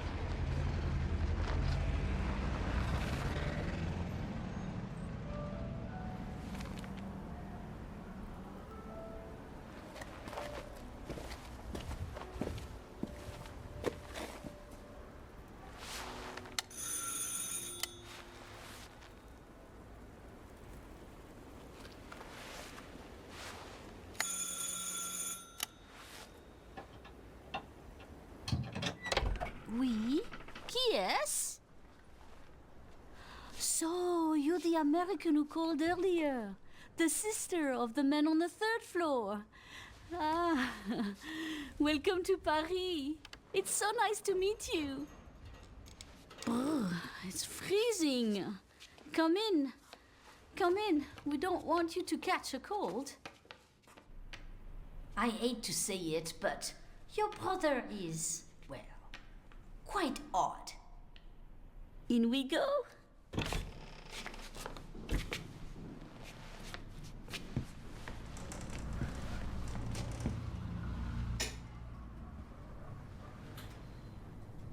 Oh la la. Scariest thing ever. Mais quelle Old people. pagaille. I mean, like, first off, like, I was thinking about Resident Evil Village, and now it's like, oh, creepy old lady, and now this game, oh, creepy old lady. And it's like, oh, I'm feeling a pattern here. He's made such a mess again. Think, I just cleaned it up a week ago. It's like a boulder rolled through here. Huh? And the constant like bringing up the boulder thing, that's gonna be a joke that's never gonna like just disappear. I love that though. It's a little cheeky. Ah, the delightful biscuit. I'm sure he won't notice if we help ourselves. Oh, I'm so sorry. It must be the maintenance man from this morning. Won't be long. I'll bring some nice coffee to go with the biscuit.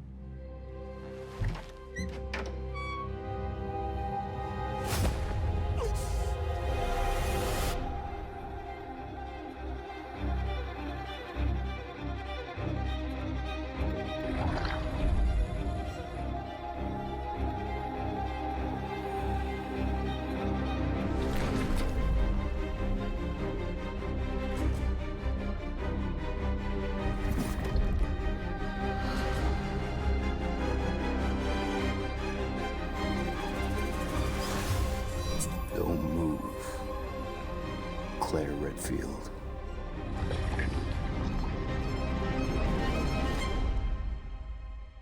Chills. Absolute nipple chills.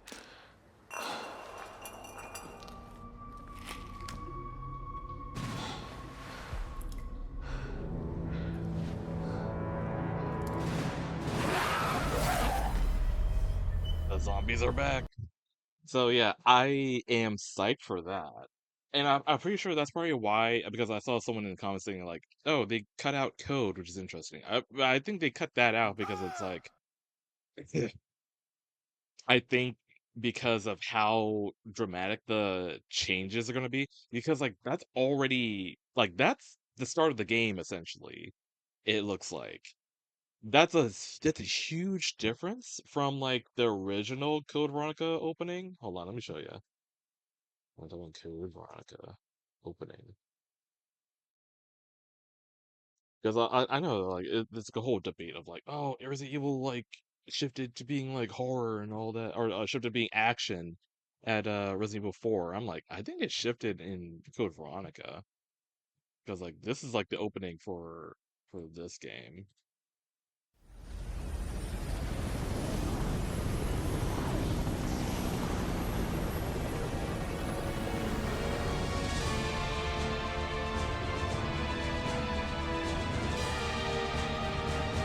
Your identification number is WKD4496. Welcome to your new home. Oh wait. Her name is Claire Redfield. Yeah, okay. We caught her trespassing in our Paris lab facility 10 days ago. She apparently infiltrated the complex looking for her lost brother, Chris Redfield, one of the surviving members of RPD's famous STARS teams.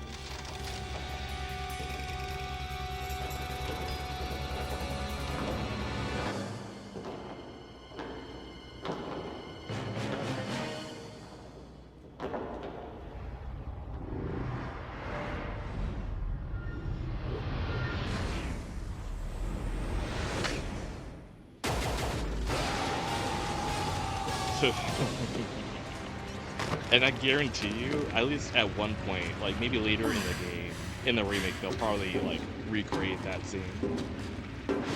It is iconic though, of her like dropping the gun and then catching it like midair.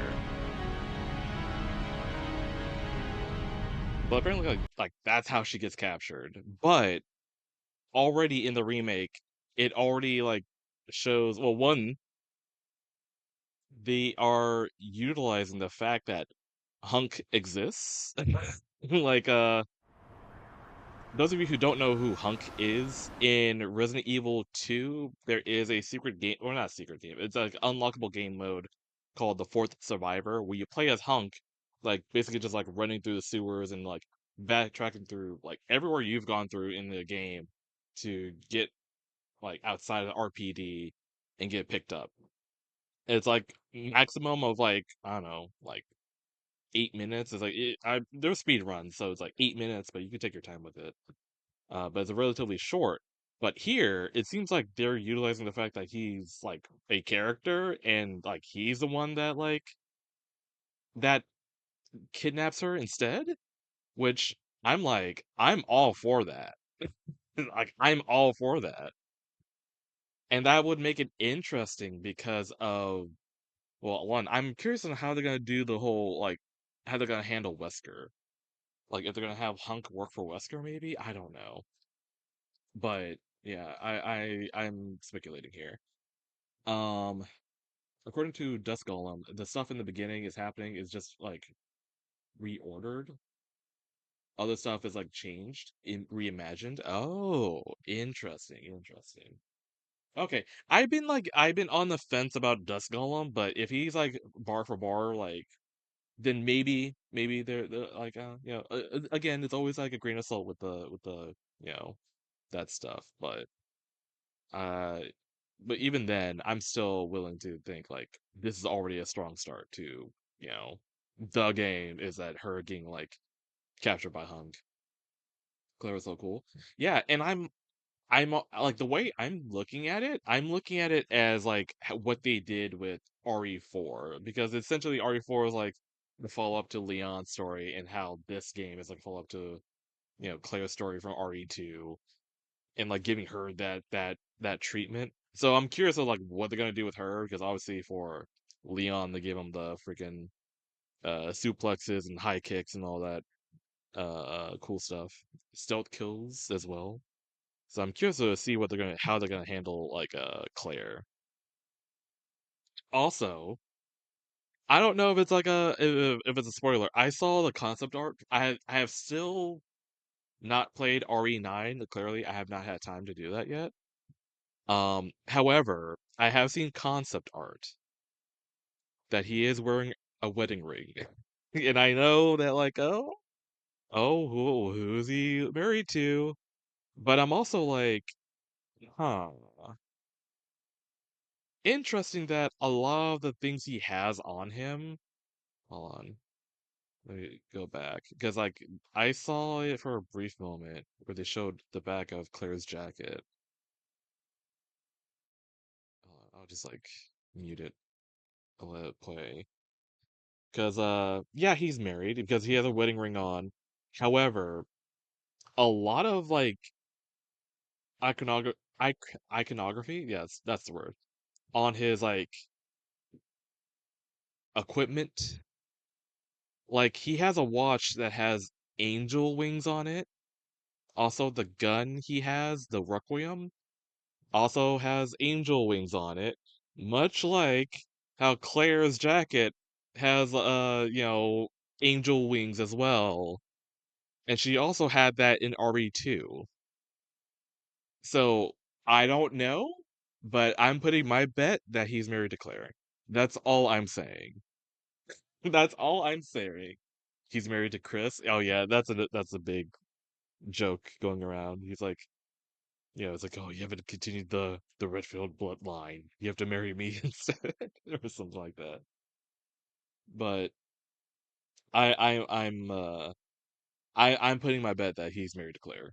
Yeah, I feel like that makes more sense. I don't know. Like the angel wing stuff all over his gear. I feel like that has to be a big clue as to who he's married to. And I don't know if like, I don't know if that's much of a spoiler, but that's my 2 cents.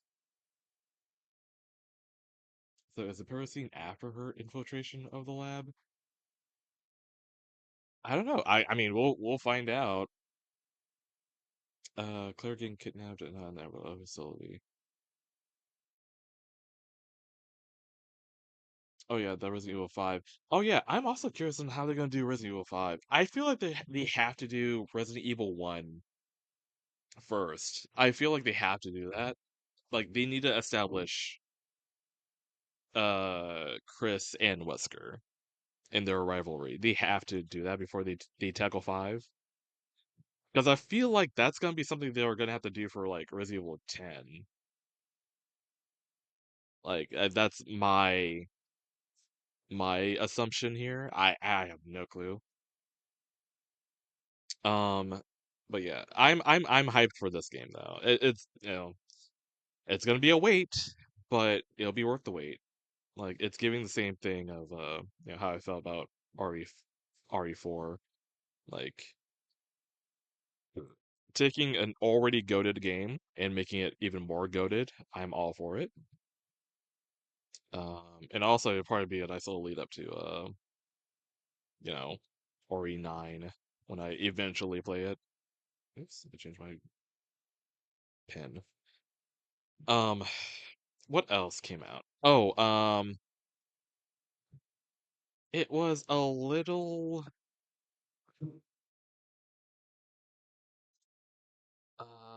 this one's a little obscure, but I have had my finger on the pulse on this project for a while. Oh, the Saw game. I did see that. That seems very interesting. Like it's giving Outlast Trials, but like in World War II era, which is interesting. That would not be my first thought of like what that would be. However, it looks amazing though, compared to other Saw games in the past where they look very cheap. But I mean, it looks good. I think I'll probably will give it a shot if it does well. Um, but here's another game I had my finger on the pulse for a while, and finally getting like a proper trailer for it. Um, those of you who are squeamish, you know, that's all I'll say. If you're squeamish, maybe look away.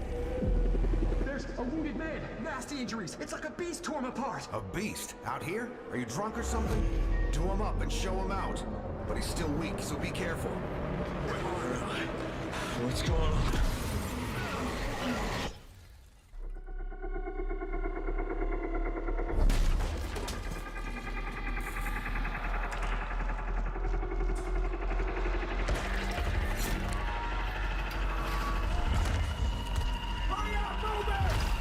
Save your ammo.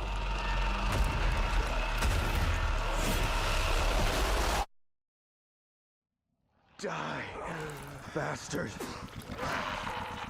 And you're tough.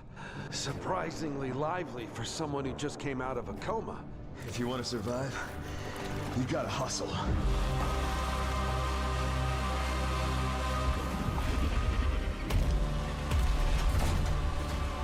You fell from the moon?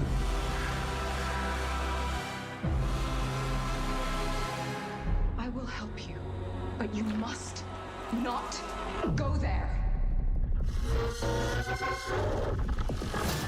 I'll take my chances. Turns out I'm a lucky man. You'll find nothing there but death.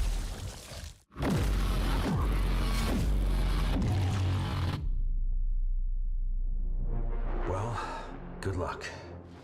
Keep quiet in there.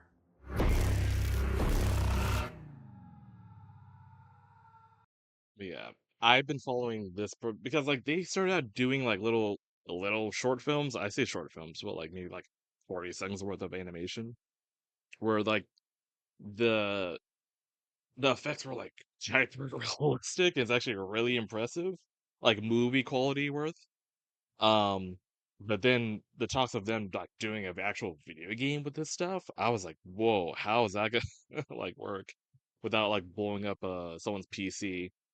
But I mean, it seems well, I'll say this, the voice acting, a bit to be desired, but the highlight is definitely like the gore effects though, which I'm uh you know, what got my attention in the first place. And the fact that we're getting that and it's like, yeah, no, I'm stoked. I'm stoked for it. I don't know what else? What else did I even watch? Um, bum. I saw the Saw. Oh, I did see like the new. I hope the new Silent Hill game is goes well.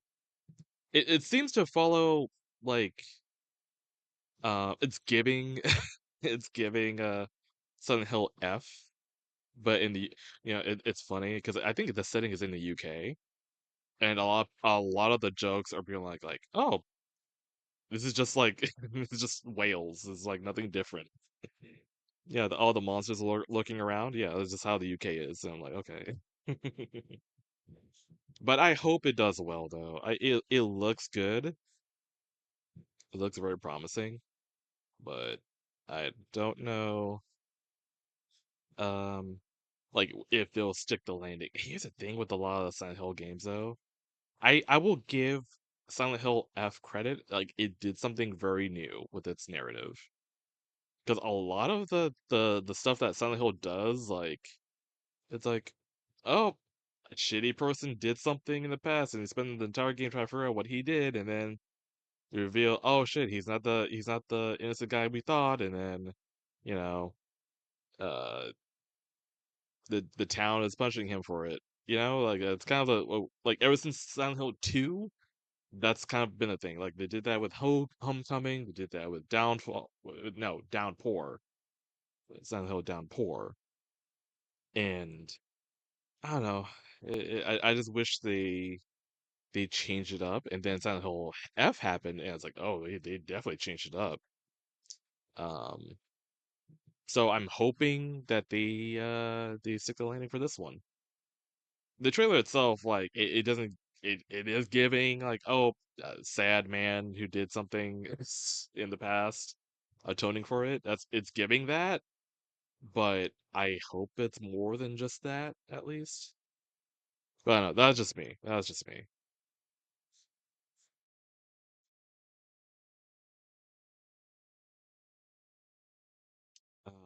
Let's see.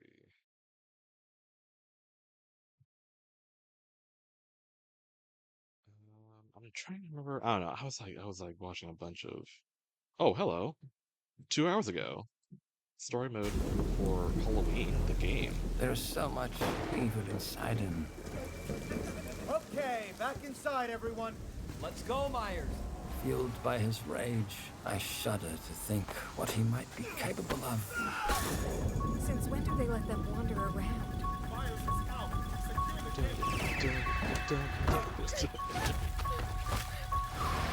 I knew what would come next. Every soul unfortunate enough to cross Michael's path would suffer. No one knew of the evil that was walking among them. Unreasoning, relentless, evil. But sometimes I think the truth was something much more terrible. Halloween got a game? Yeah, that got announced a while ago. This is just the story trailer for it. I wonder if perhaps Michael is able to actually move through shadows.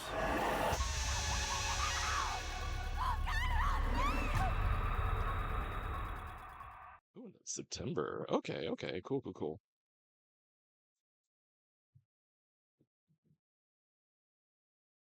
But yeah, I don't know. I'm trying to remember as hard as I can about like what else I've seen. But I don't know. I've been watching trailers like. Have y'all watched Widow's Bay? Widow's Bay. I think that has popped up before. Hold on. Like even on my end of the.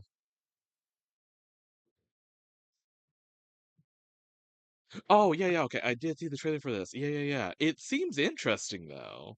I have no clue what it is. I mean, I don't have Apple TV, so I probably won't be able to like watch it.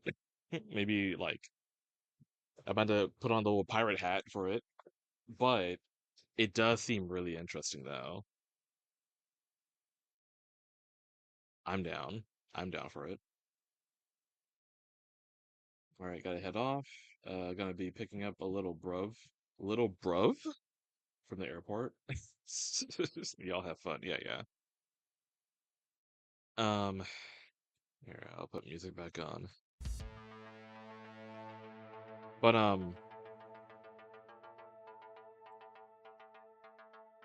yeah, if anything else pops up, then I'll probably like interrupt everything and be like, "Oh, guys, you gotta watch this," or something. But anyway, let's bring back to Feral. Because I realize I've been drawing, but y'all couldn't see it because I maximized the window for YouTube. So it's like a whoops.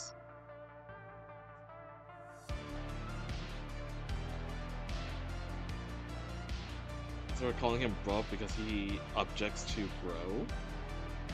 It reminds him of tech bro. Okay, whatever. I guess. Was he like, no thanks, bro? That's a joke from Resident Evil 4. The original. But yeah, go ahead. Pick up your bruv.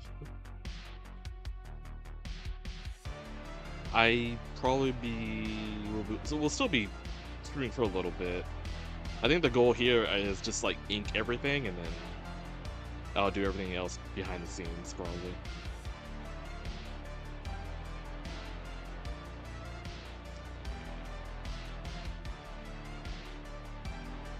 Shift this downward.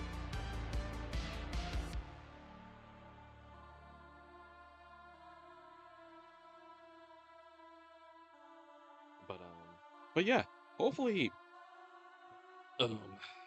I'll be doing gaming soon. I'm still gotta figure out like what I'm gonna do. I've been telling Ethan I'm contemplating getting a gaming laptop. Because, like, I don't do PC gaming often, but if it's like, oh, once in a while type deal, it's like, and if my dreams are shattered with the whole Steam machine being about $1,000, then it's like, at this point, I might as well just get like a gaming laptop. I still want the controller though. I'll probably, as long as the controller is like doable, then like I'll go for that. But I feel like that thing is just like, it's just so sick looking.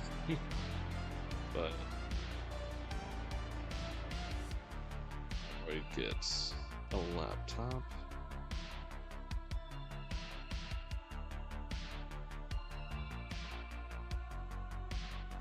That's good.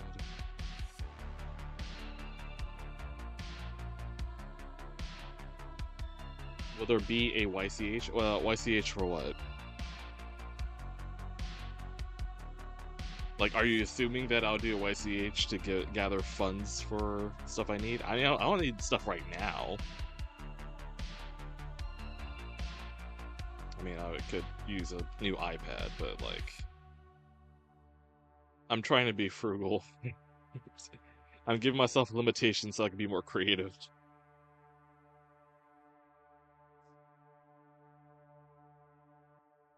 Because granted, the current iPad I have, it's working. I mean, I'm using it right now to look at chat. But I don't know. I might just settle on the laptop. But also, the fucking I have not touched Wacom stuff in a while. Well, until now, because obviously there's I'm using a Wacom tablet. Because it's Ethan's, but I'm hard pressed to dive into my toes in that water, because the portable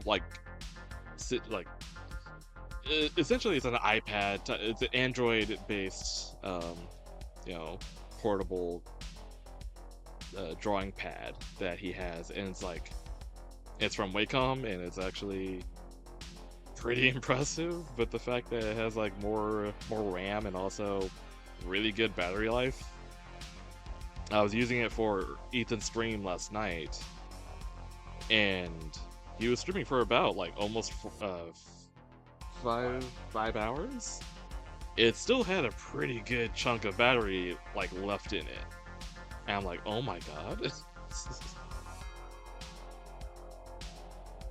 And like that was like it running, Chrome, and also doing Hyper-Beam through Chrome. It still had a good amount of battery. I'm like, okay, I'm slowly getting sold by it.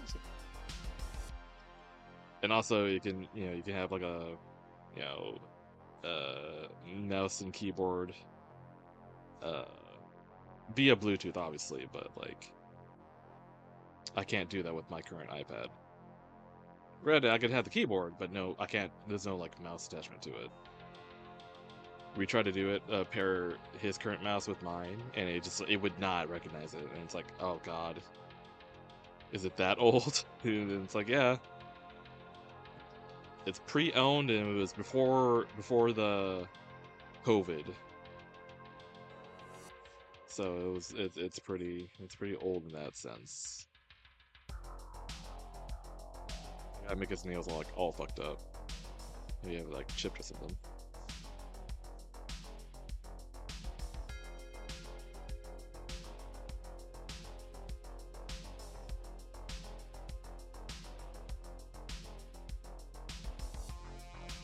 No, I just want to touch the paws with Rupert and Blunt. Okay. I don't know why I even read your message. So I don't know why I even read it. And here I thought you were being genuine. It's like, oh, do you need funds for upgrading your loadout? No, I just want to fucking want to grip paws with my 2D husbands. All right, fine.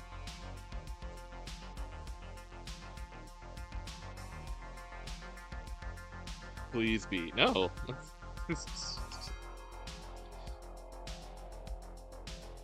You tugged my heartstrings and then you just yanked them away from me. Don't moan. Who moans? Oh, Roadhog. Okay.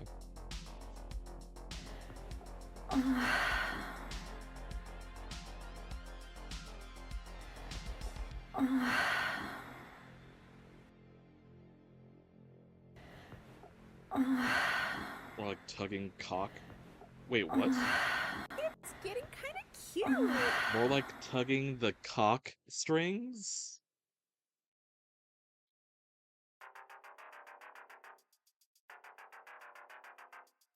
You like this pussy? No. But also no to that as well.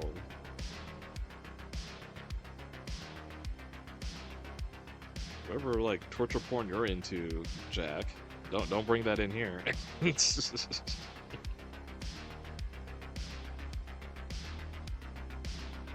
I'm being witty? No, that was not witty. It sounded painful. Because in my head, I just saw like you just like doing some like Hellraiser shit and just like tugging the tendons off a penis. That's all I saw in my head. That being said, there is a Hellraiser game I'm also interested in. Hold on. I could show that. Well, maybe not. It's Hellraiser, maybe not. But I have such I hope they see that. Like they got Doug Bradley to be Pinhead again, so I'm like, I am all for it.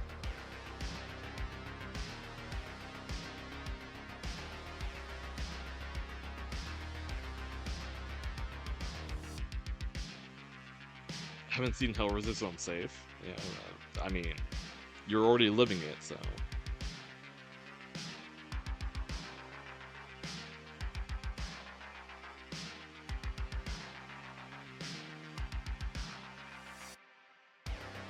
I am excited for that.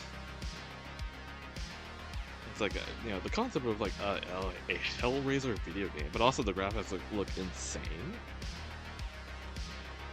But hopefully that will, reignite some attention to the movies, because the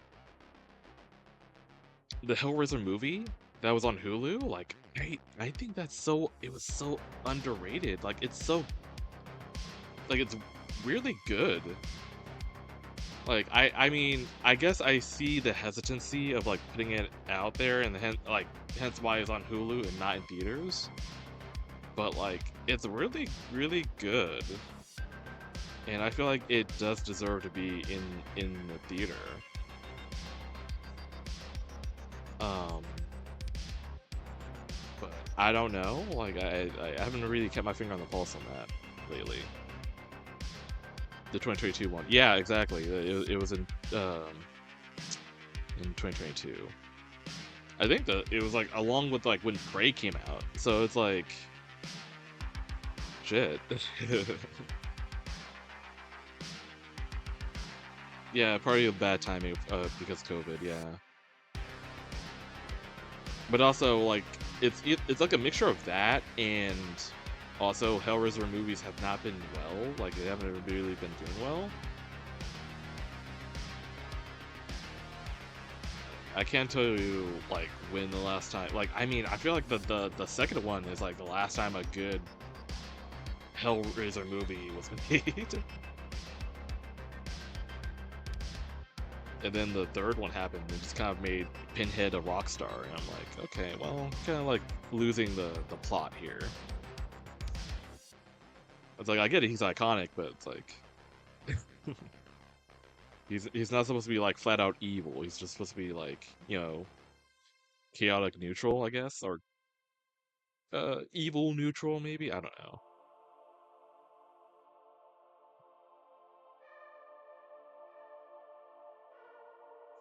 Point is, he's not supposed to be like, laughing maniacally as he turns people into Cenobites.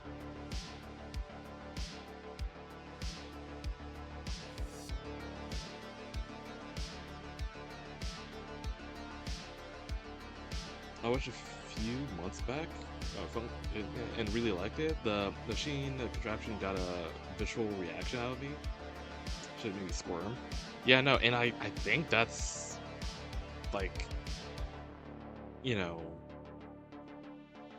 proves that like it was actually good. Like it made you feel that. But also, like I like the narrative, like the fact that it's tackling the theme of addiction, which is like, you know, I feel like Hellraiser needs to, like, if you want a good Hellraiser movie, I think having a narrative or anecdote for an actual condition that people go through, I feel like that's a good way to approach it. Methinks, but I don't know.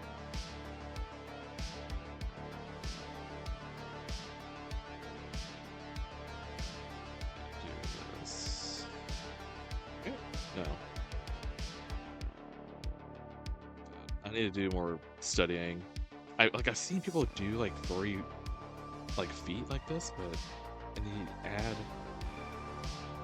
lines to it, but maybe I'm like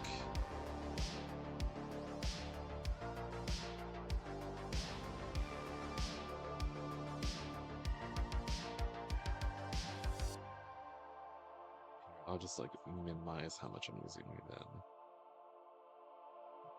Sure.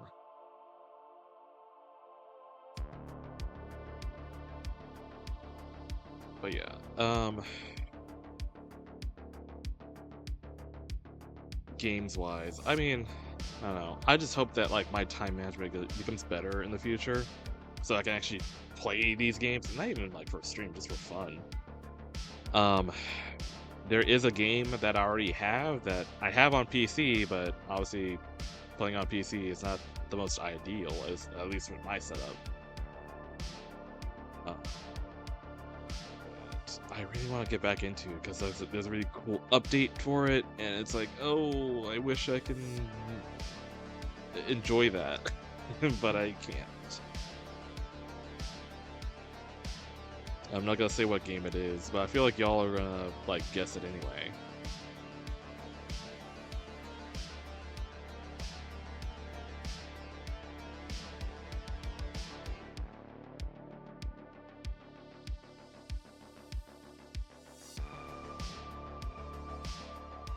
Somebody timing out? No, you. Wait, what? What? What's up?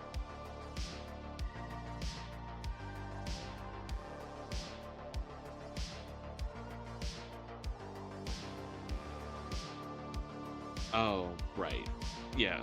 I mean, my knee-jerk reaction would have been to time out Jack for not seeing Hellraiser, but I'm like, I feel like I could give him a pass for horror movies. Like, if they're that, because I mean, it's torture porn. Like, I don't expect him to see Hostel. That's straight up torture porn. At least for like Hellraiser, it's like one of the pinnacle like examples of like really good practical effects. It's like right up there with John Carpenter's The Thing, where the practical effects are like mind-blowing.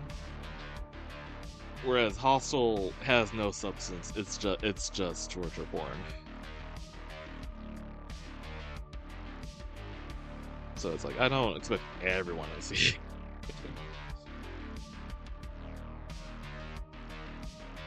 I've been a good noodle bee since you were gone. I've seen like 3 movies on my list. Okay, what were they?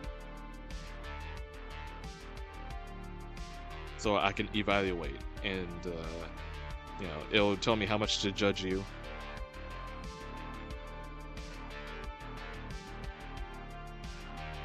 Is it online or single player? It seems like a single player game. Like, I think you're playing as a boyfriend of a chick that gets like sucked up by the lament configuration, and you're going in to like try to like rescue her.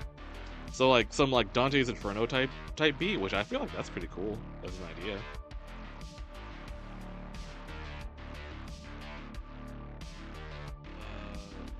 Okay, so Jack has seen Fiddler on the Roof, the original Tron, and The Thing. Okay, when you say The Thing, do you mean John Carpenter's The Thing, like 1982, or the 2011 movie, The Thing, that has the same name, but you have to include the dates on those.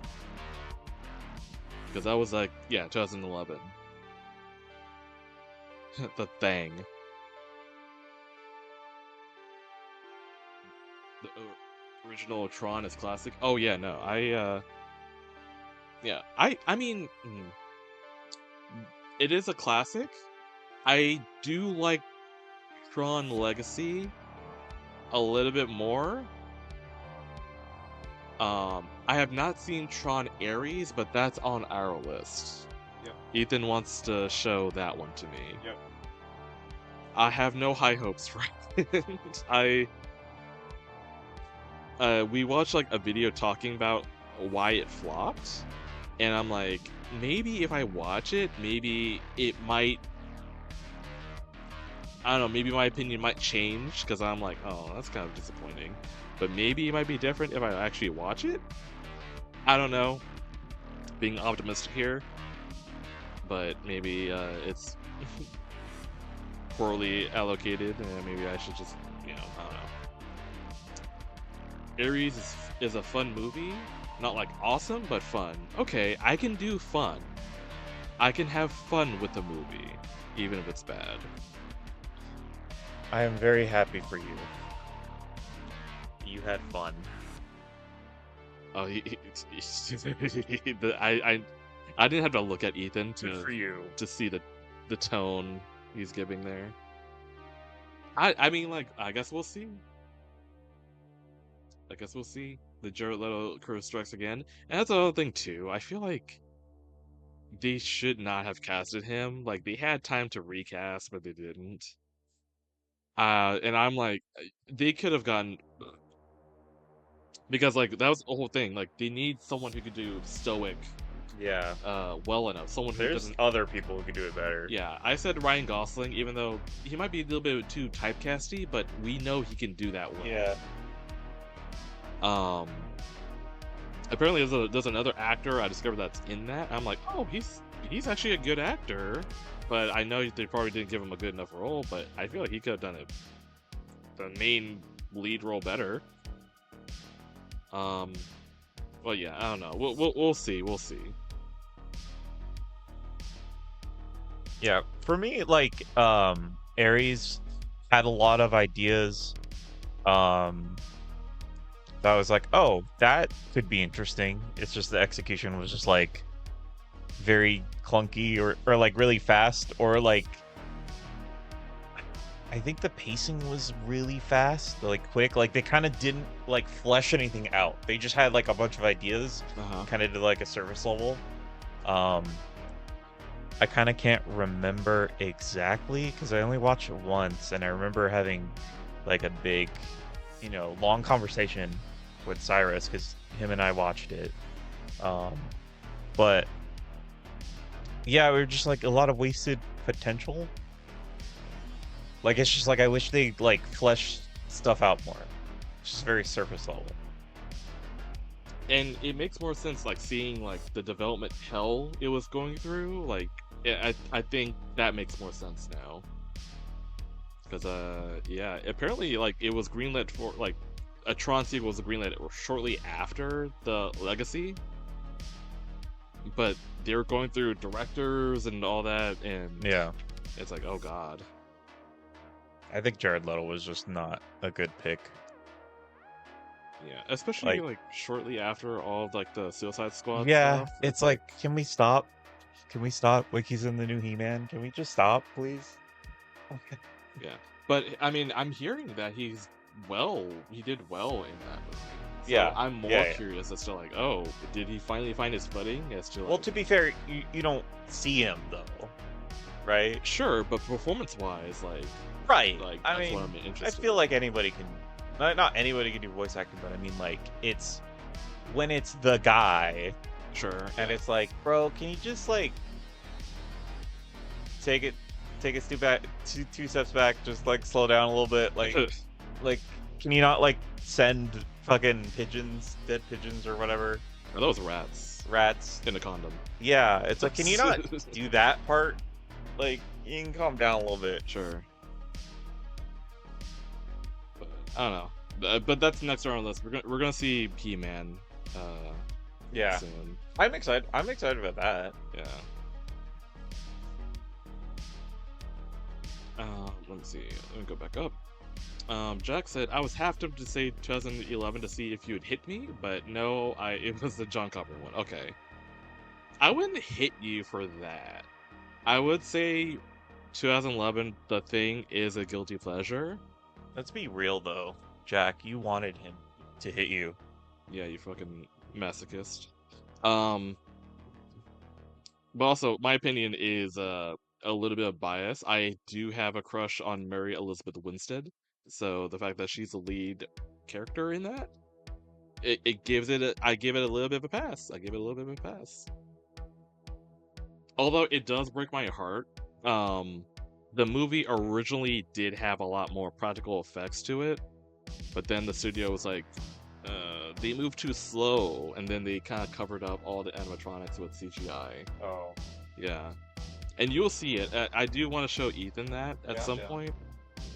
And you'll definitely get to see it. I mean, I like what's her face. Oh, Mary Elizabeth? Yeah. Yeah. She's great. AKA, for people who don't really know what that name is, she was Huntress from Birds of Prey. She was also Ramona Flowers from Scott Pilgrim. Figured that would be the first thing you say, but I liked her character in Birds of Prey. I mean, it was good. It's just like everybody knows who Ramona Flowers is. Yeah, sure. She was also in Ahsoka. I forgot the character's name. Wait, she's in Ahsoka? Yeah. She... Oh, God. Oh, she plays, is it Hera? I think so. Yeah, that's right. She's from Rebels. And I'm trying to think of what else she's been in, but I don't think she's been in anything, like, as of late. But yeah, I really liked her in that role, but I just like her in general, so... I think she was in Final Destination 3, which I don't think we didn't watch that one, yeah, but like I do know that she was in one of those movies. She that movie got me to like her. Yeah.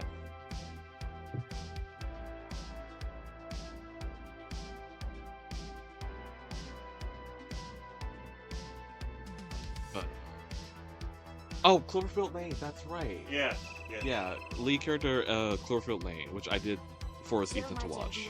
Yes.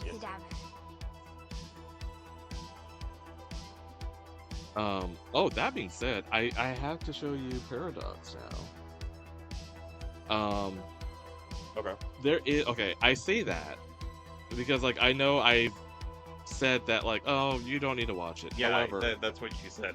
Yeah, but something has popped up that is interesting, but I can't show you that until I show you Paradox. Okay. Yeah, so I have to do that at some point. You'll see why I'm interested, and then you'll be like, oh, maybe? But yeah, I don't know. Paradox, I don't hate. I can identify that it's not a great movie. I will say it again, it falls in the category of a guilty pleasure. Because I was doing the dishes the other day, and I just had the soundtrack just blasting. The soundtracks are really good. I really like the soundtrack for Paradox. But maybe I don't know. Maybe I'm a sucker for just like the vibe it gave, the space.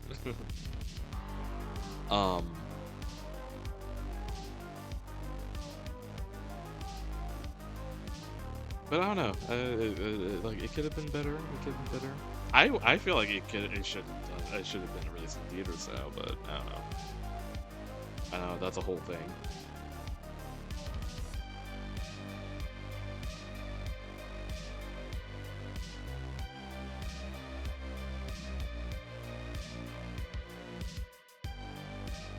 Me when he hits me? What you? the emote of milk. Right. Is that indication that you'll lactate if I hit you, or something else?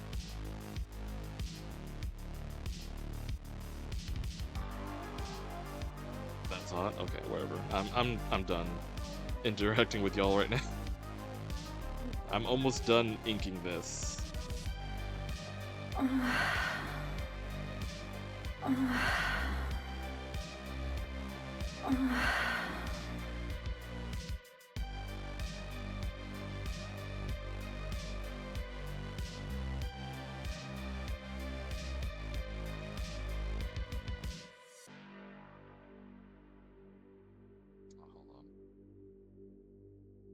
That's what I was doing differently. Oh.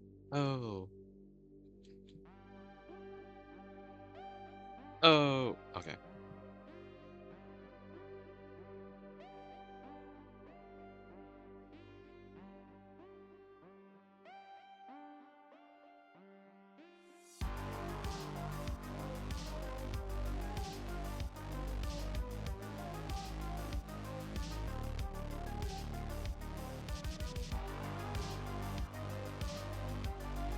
What else do we have on the docket for, like, movies? We do need to see... Well, I know Ethan wants to go see the new Toy Stories movie. I have no high hopes for that one, but he's curious, and I'm like, okay. We'll see.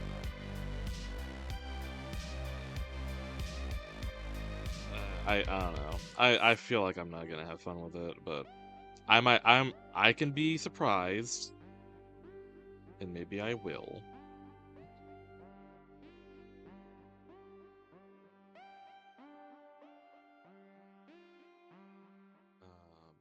What else?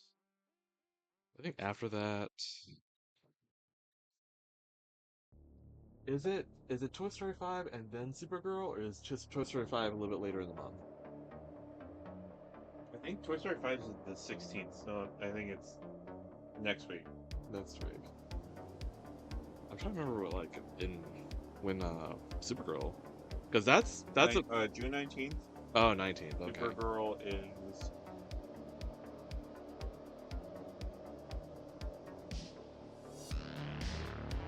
June 26th. Okay. Yeah. That's a lot later.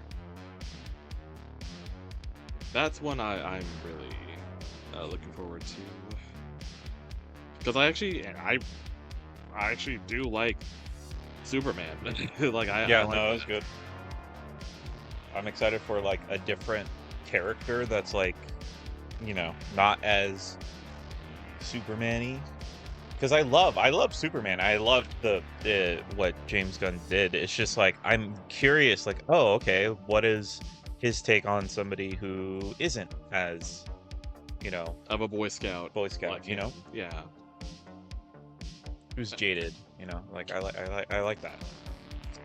Also, Lobo as well. Yes, yeah, I'm excited. Like, I'm excited for Lobo. It seems like Jason Momoa is, like, having a lot. It looks like he's having a lot more fun compared to, like, when he was Aquaman.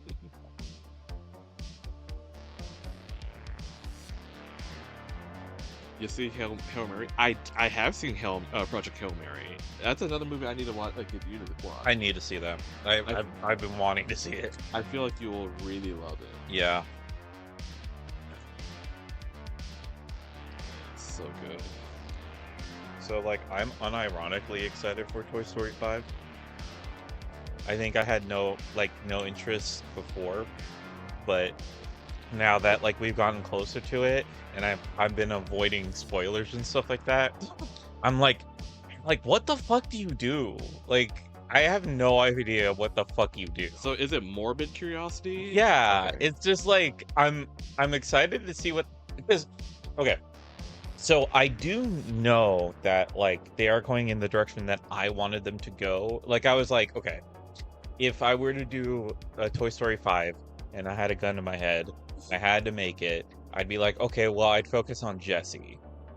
And it seems like that's what they're leaning towards, which I'm excited about. Like, I'm like, okay, cool. I liked when they had the little short, the Halloween short, where it kind of focused on her.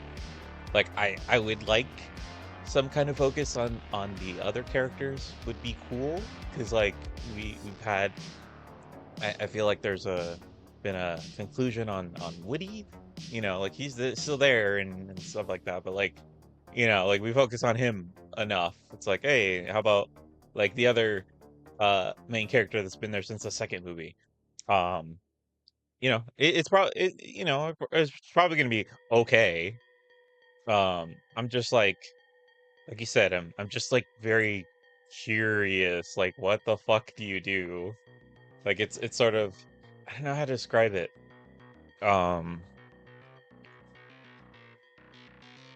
It's like if I had the choice to have it happen or not, I'd probably be like, no, it doesn't need to happen. Like 4 doesn't need to happen. Like 3, you'd stop at 3. It's fine. Yeah, it's great. It's just like, I don't know. It's like going to the circus. Like, how are you gonna fucking do these tricks? Because I wouldn't know what the fuck to do, So, I don't know. Yeah, no. I mean,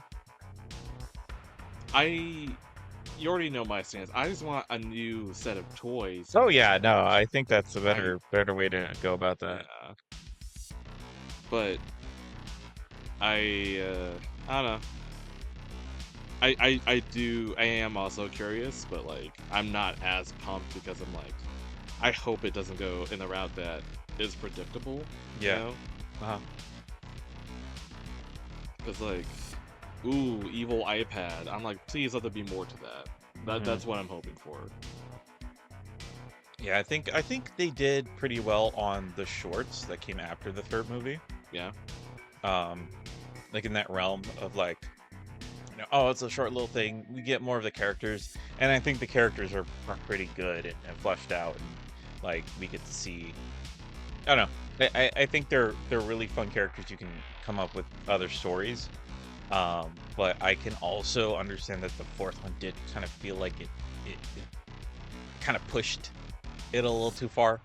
It's like, oh, Buzz is Buzz's thing is like he's listening to his inner voice, and he just keeps clicking his voice box and listening to whatever his voice box says. And it's like, okay, I mean, maybe for a short it would have been like, oh, haha, isn't that funny, silly with the characters? Yeah. But like, because it was part of the full movie, it's like, I don't know, maybe that's a little too goofy to like have that be his whole thing in the entire movie. Yeah. But we'll see. Yeah, but I do like the running joke that people have been making fun of, where it's like Buzz, like, he like malfunctions or something. Like that's basically all they can do with his character. Yeah. Well, actually, isn't that well, I remember seeing the concept art like of an army of Buzz Lightyear. Yeah, that's what's gonna be in the movie. Yeah. There's like a shipment of Buzz Lightyears got stranded or something, like on an island, and then they become, they're like almost like a hive mind, which is kind of funny. It's like, okay, all right. I mean, like in a short, I can see that being funny. Right. Yeah.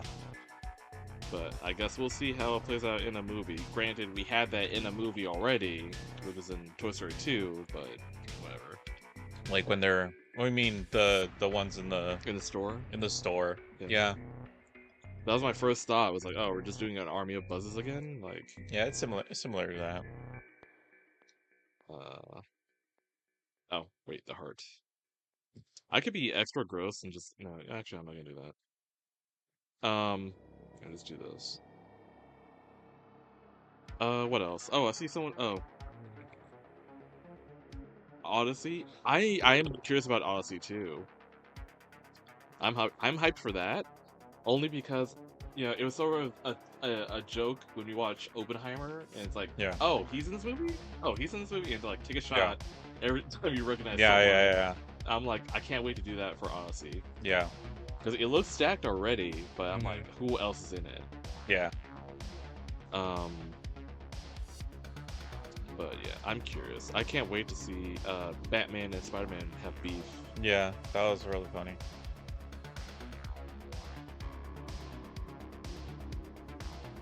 Speaking of Batman, y'all see the trailer for Prime Time?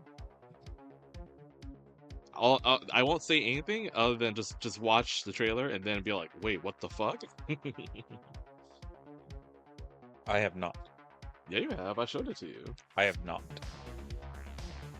I have erased it from my mind. Actually, I don't remember. What is it? Okay, well, we'll do that right after. We'll do that right after. But, Can you give me, like, a clue? Take a seat. Have a seat. Sit down. Oh! Oh, that!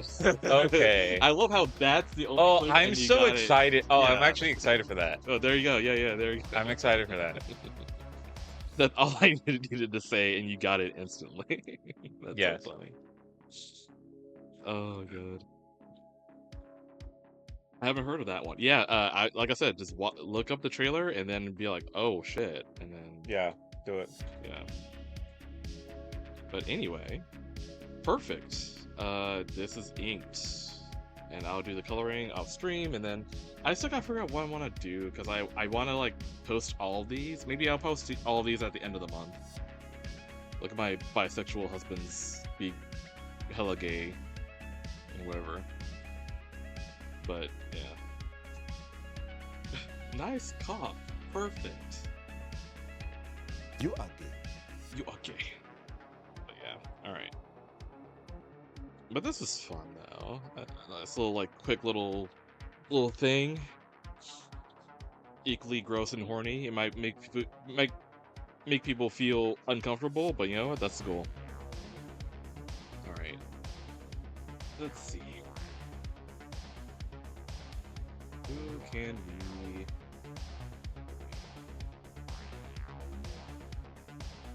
Oh, Stompspur is streaming. Skyfog. Oh, Reef is streaming. Holy shit. Okay, we got a couple. You like this pussy? Did you stop? Stomps might have just started. You like this pussy? No. But I haven't you know what? I think I missed out on Sky. He's doing a horror game, and that's all I've been talking about the whole stream. We'll go ahead and rate it into Skyfox. So go ahead and do that. You like this pussy?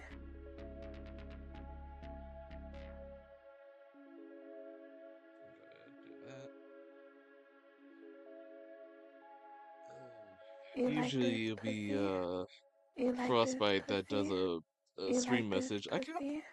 You like this pussy? Yeah? You like this pussy? Jesus Christ. Grasp my paw. Okay, yeah, sure. We'll do that. Grasp my paw will be the You like this pussy? the raid message. You like this pussy? A very sad, deflating bee. You like this pussy? You like this pussy? You like this pussy? You like this? Next stream will be on Tuesday, the normal time. You like this pussy? Ew, Jesus Christ. It doubled. But yeah, Tuesday, normal time. I'll see y'all there, and you'll get a D&D recap. Because it'll be after replay, and then we'll see how that goes. So, but yeah. Alright guys, I'll see y'all later. See ya, chumps. Bye-bye. You like this pussy? You like this pussy? You like this pussy? You like this pussy? You like this pussy? You like this pussy?